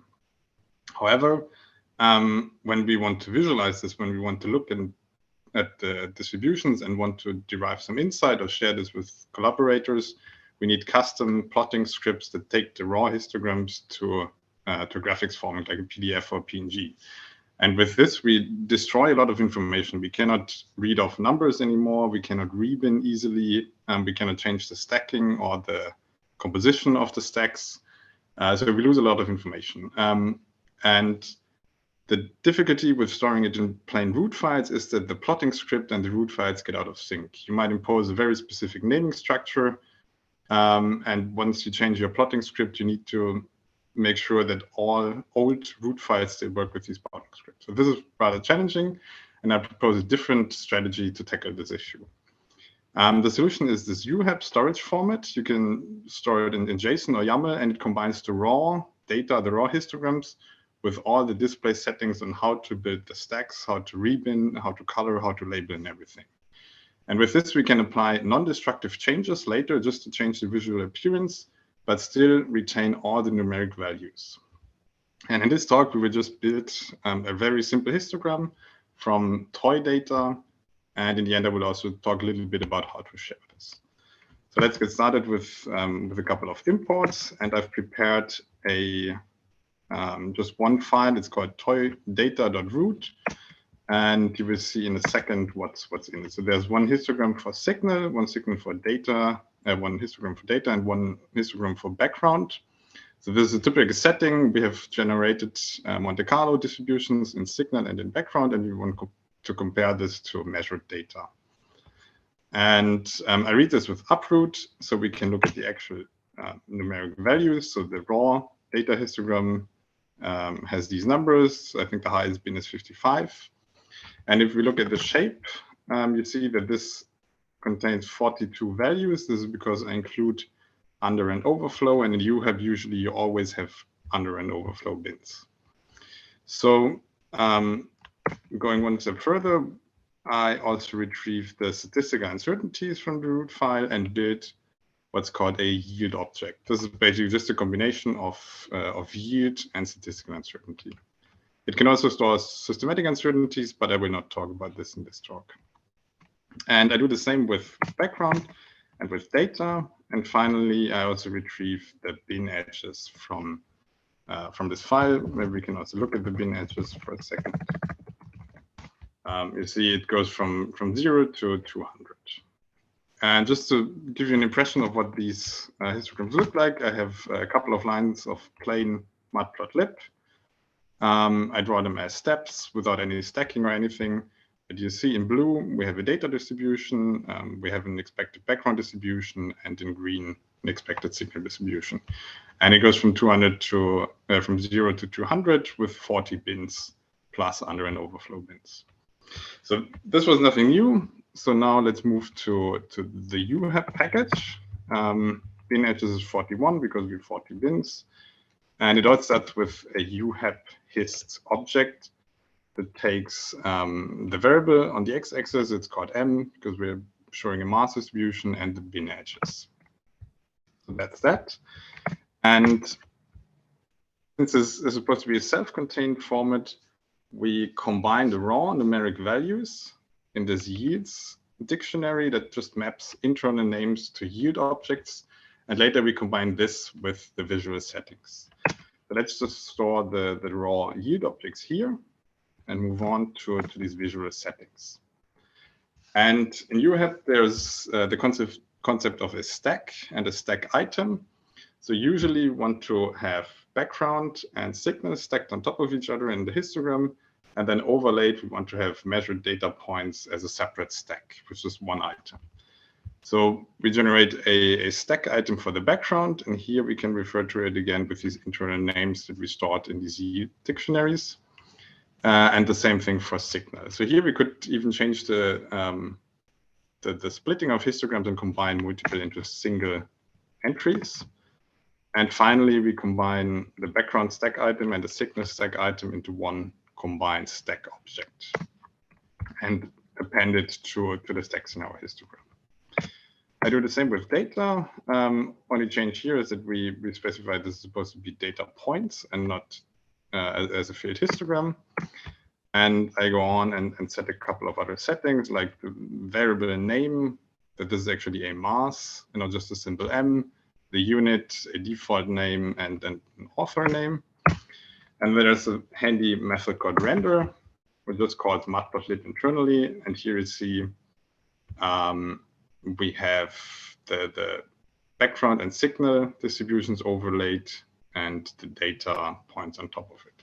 And you get a lot of additional features. So it automatically added the unit here at the x-axis, and also at the y-axis. You get uncertainty bands and uncertainty bars and so on. And we can also, since we have all the numerical values already, we can add a ratio plot here at the bottom in just a couple of lines. And now we can perform these non-destructive changes. So the bidding might be a little bit fine. This is perfect if we want to have the full information, but for visualization, we might want to rebin this. And here we can use the original bin edges, just sample every fourth bin, save this in another variable called coarser bin, and set the rebin edges property to this coarser rebin property. And now you see it's rebinned in a much coarser way.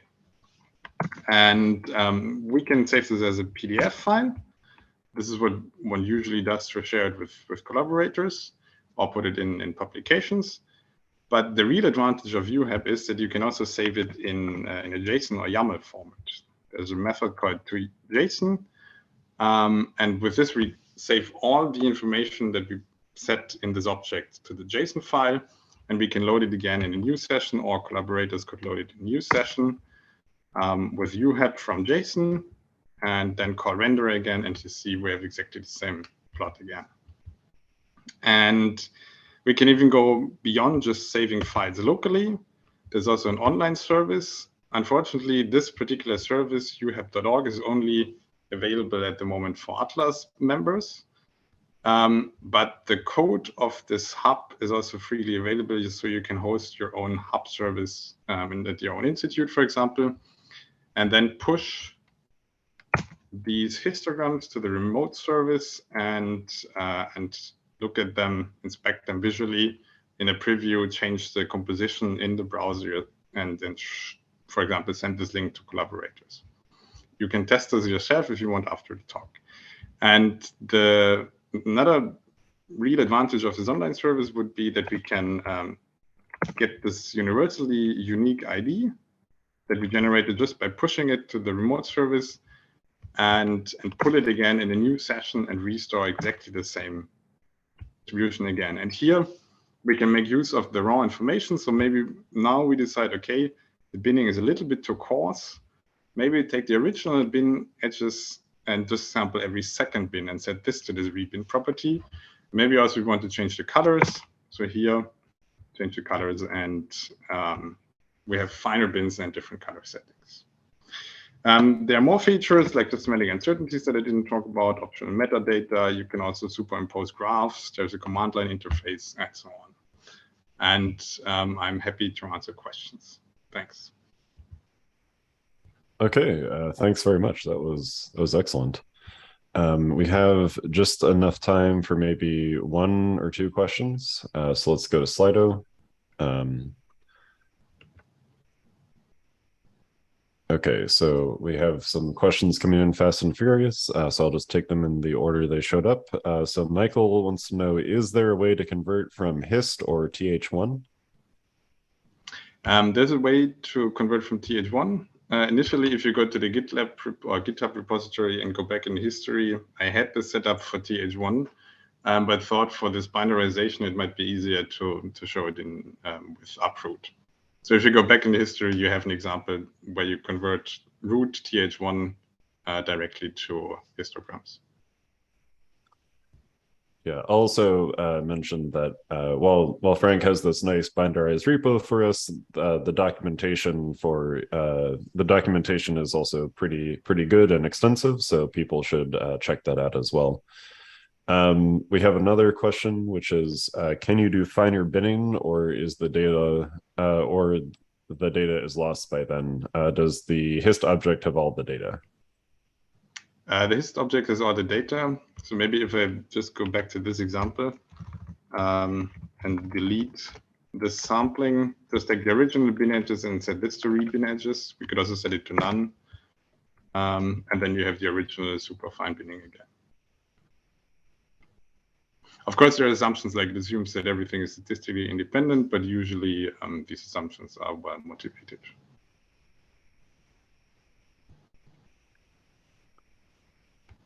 Okay, so and then we have one final question from Jonas. Are you aware?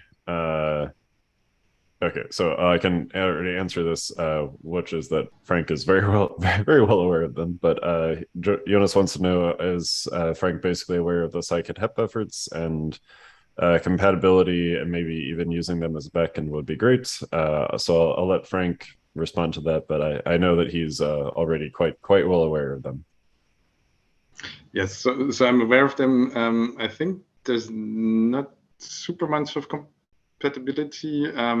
There are some interfaces for PyHEP with different frameworks to import data or to export it. But I'm not sure if there's something with his UHI and MLHEP. I'm not sure about this. Okay, so that was an excellent lightning talk, but for time we need to unfortunately move on. So maybe we can, so Carson just asked a question, but maybe we can move that to Slack.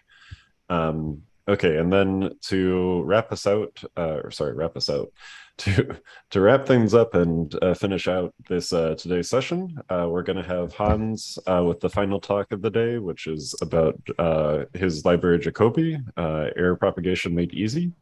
So Hans, if you have the correct sharing permissions, then we are ready for you whenever you're good to go. Okay, you should see the slides now. Okay, yes. Okay, good. Yeah, thank you, Matthew. So yeah, this is about this library Jacobi, and yeah, here are some links that you can check when you look at this offline. So this library is about error propagation, or specifically about that prerequisite that you need for error propagation, namely to compute derivatives. So when you do error propagation, you have in the 1D case some function f of x that computes your y, and then you compute the errors. You need your error on the x and the derivative of your f, and then this gives you the uncertainty in the y.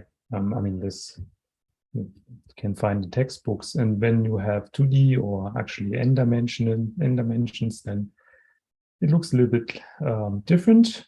Now you have a vectorized value that you map to another vectorized, another vector. And when you do the error propagation, you have the covariance matrix in X and this Jacobian 2 times, and this gives you then the covariance matrix in Y. And the Jacobian is just the derivatives of all the Y values by all the X values. So this is how error propagation works. And now how can you compute these first derivatives? I mean, you can do it by hand when the situation is simple.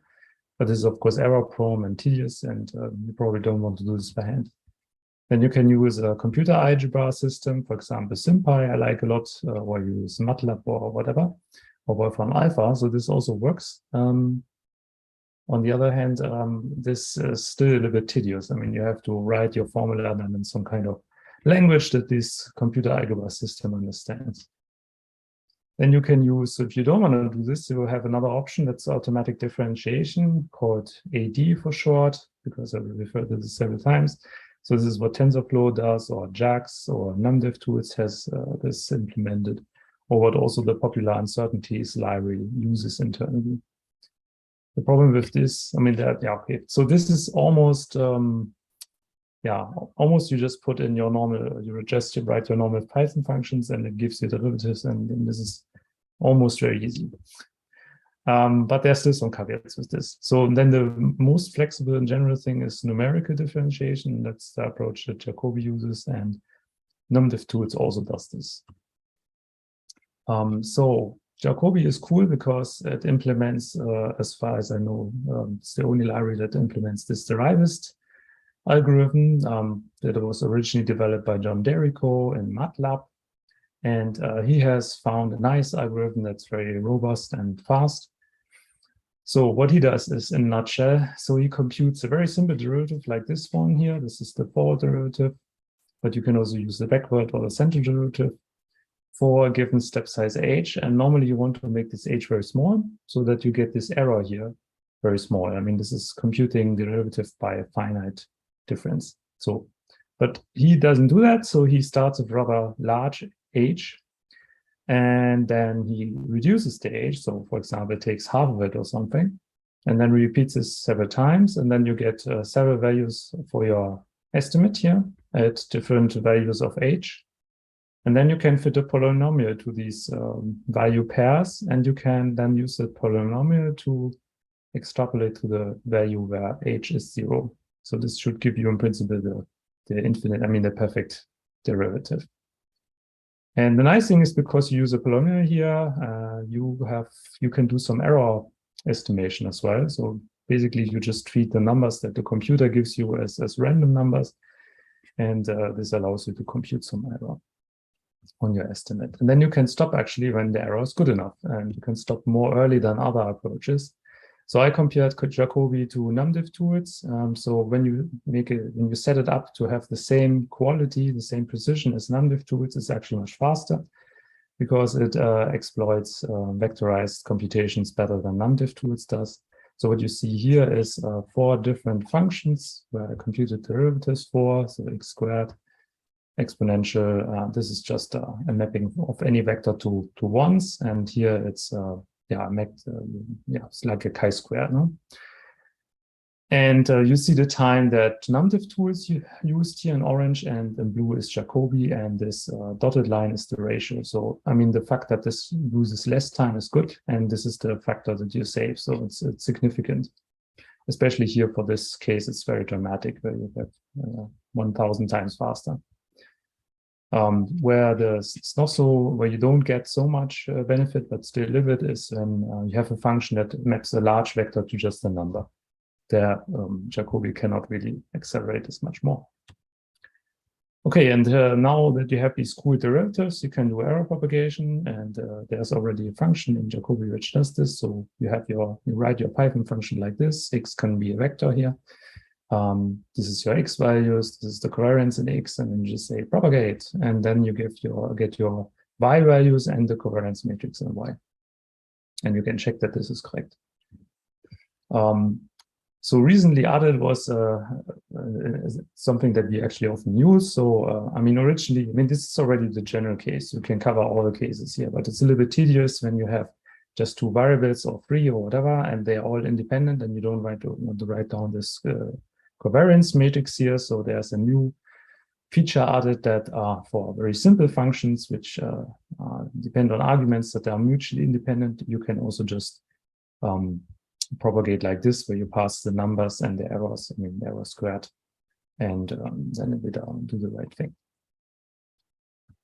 Okay, this brings me already to the summary. So I implemented its numerical differentiation algorithm of John Derrico in this library here, and it's really cool because you can compute the derivative now for any Python function that is at all differentiable. It doesn't matter what this Python function does. It can call into number, it can call into C++, it can do whatever it wants. This always works, and that's not true for AD libraries, which only work when you stay within that library.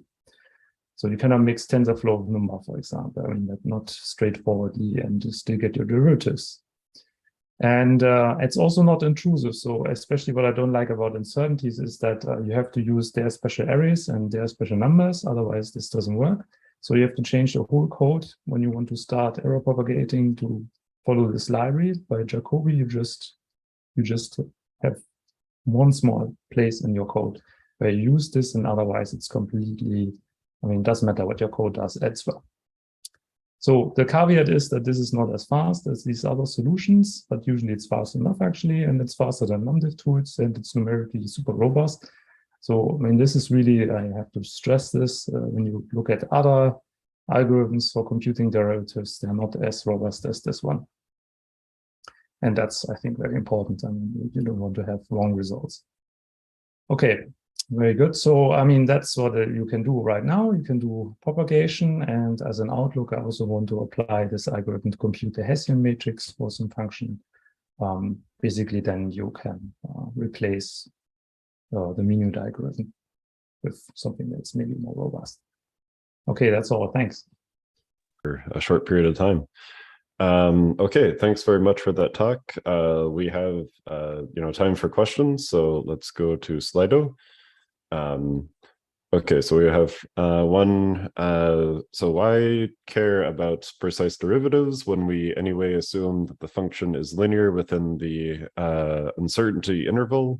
For example, why not have the plus and minus 1 sigma interval? Yeah, right. But when you make a library, you don't know what the uncertainties are, what are driving your uncertainties.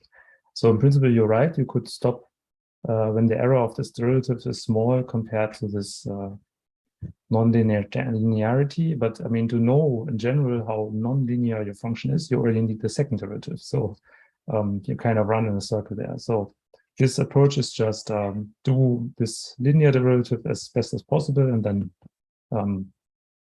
that's at least the best you can do from that point of view without knowing more about your function. Nice.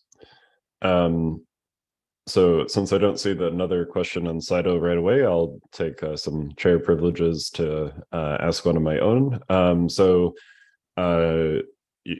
know you, and I know that you write some really nice, cool libraries for analysis in general. So do you have kind of a pet use case that you haven't shown us yet for where using Jacobi with Numba has proven to give you some really nice speedups?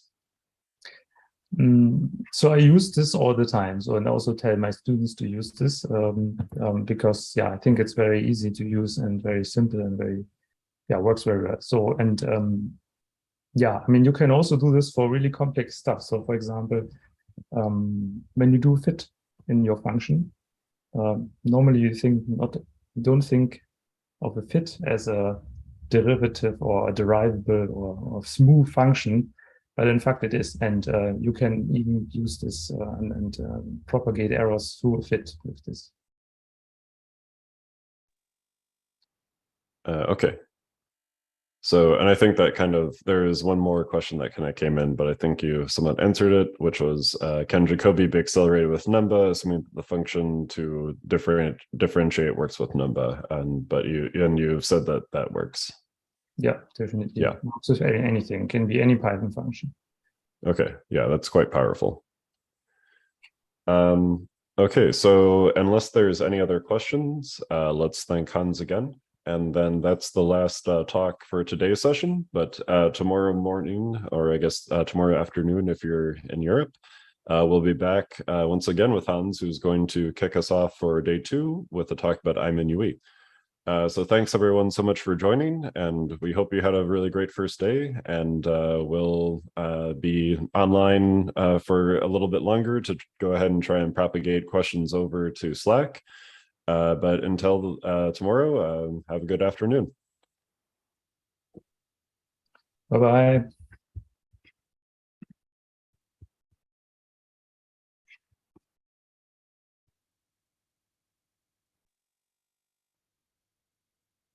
Jim also, yeah, that's fine. Yeah, let me let's see. I'm not sure if it makes sense for me to pause the recording and start a new one, or should we just kind of keep this going? Is that how we're making boundaries? Well, actually, we don't have boundaries between the talks, do we? No, so we have everything kind of set up as like just one continuous recording that's going on to Zoom Cloud, and then that can get chopped up into individual talks later. Yeah. So that makes sense. Yeah. Yeah. So do you want to? Yeah. So we can wait for people to clear out, and then I can either pause. What I could do is I could like stop the recording and then restart it, and we could just kind of go from there. Yeah. Yeah. We could treat this as another thing to be cut up like with all the others. Yeah. So, necessary to pause, but okay, it'll work. Okay, so yeah, by the way, hi Jim. Okay, hi. Stop. Can I say one thing? So maybe can we put some more links on the webpage, maybe to Slido and to Slack? Is Slido not linked up there? I don't remember. I think we might have had Slido be private to make sure that was only used by people in the workshop. But let me make a note to like see if we can make that easier to find, because I fully appreciate that like in the morning emails those can get lost kind of quickly. Also on this note, I think, by the way, that to join Slack, this doesn't work anymore, the invite link. I tried to press in the link in Eduardo's slide, and this gives an error. Oh, yeah, those Slack join links are only good for like 7 days, so we should probably regenerate that. Jonas, so I guess along those lines, do you have access to the Slack, or do you need me to send you a link? I don't have access, but maybe I just need to add the channel again. I don't have the channel anymore, so that's why. Okay, could actually, send one or if yeah. you hang on 1 second, like I'll just do this live. I'll generate a new join link and just drop it in the bind, or sorry, not the binder. Drop it in the Zoom chat. For me too. Can you make one for me too? Because I also Mhm. tried to join today and it didn't work for me. I don't know what. Yeah, for sure. Here, I've just okay, so I've copied this link. It will expire in 30 days. I'm just gonna drop this in the chat because that's not the only people in this chat are people who already should be here. So that Slack join link should work for everyone. And if it doesn't, then please let me know. Yeah, I still get the same error. Just say server error. Sorry, something went wrong. Yeah. Okay, this is what I got before. That's unfortunate. Maybe they have a temporary problem. And I mean, I tried to join with my Google account.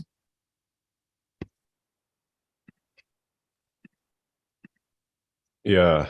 So can you maybe both of you can send an email to the PyHEP organizer list, because it's a little bit difficult to debug in real time, given that like if I look at the link, it just automatically opens for me. So I'm sure like there's definitely like a way to add you, but I'm not sure what is oh, here, maybe I can try and regenerate this.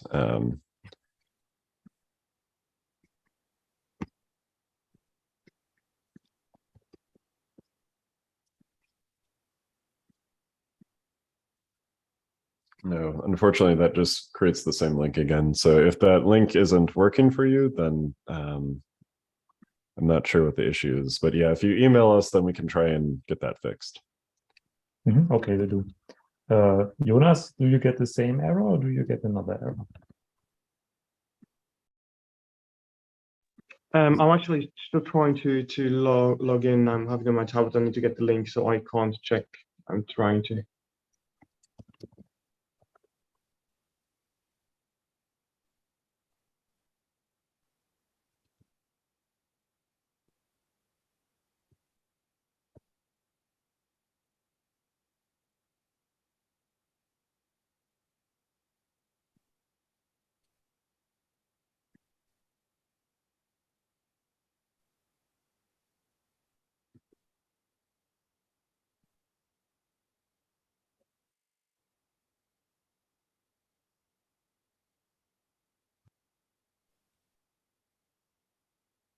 I also re-emailed invite links, so I don't know if that will help or not, but yeah, if that still doesn't work, just ping us and we'll figure it out. Okay. So Jim, we're gonna allow you to do a recording.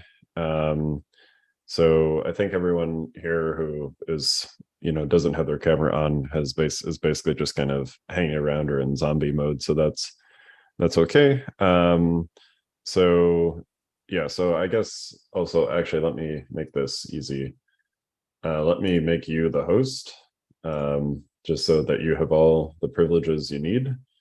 And then if you make me a co-host again, then we can make sure that you're good to go. Right. The issue was not on the Zoom side before. What it was this is a new computer. And, yeah. And it didn't have permissions for sharing screens, and I didn't think of that. I definitely would not have thought of that either. There's always a plethora of new things that you forget you ever have to enable in the first place. Okay. By the way, for people who are here and not on the organizing team in Slack, okay, you'll trim off the beginning of this. I'm going to do just do a recording of my talk so that it'll be online for posterity. I kind of goofed up it's more than just the permissions at the beginning. The timing of this is not doesn't make sense. So what I'll do is I'll give it another go. Just doing the whole talk. Sounds good. I'm gonna maybe be in and out, but I think you're good to go. Yeah, I'll stop the recording when I'm done, and then something. Yeah. Okay. Oh, yeah.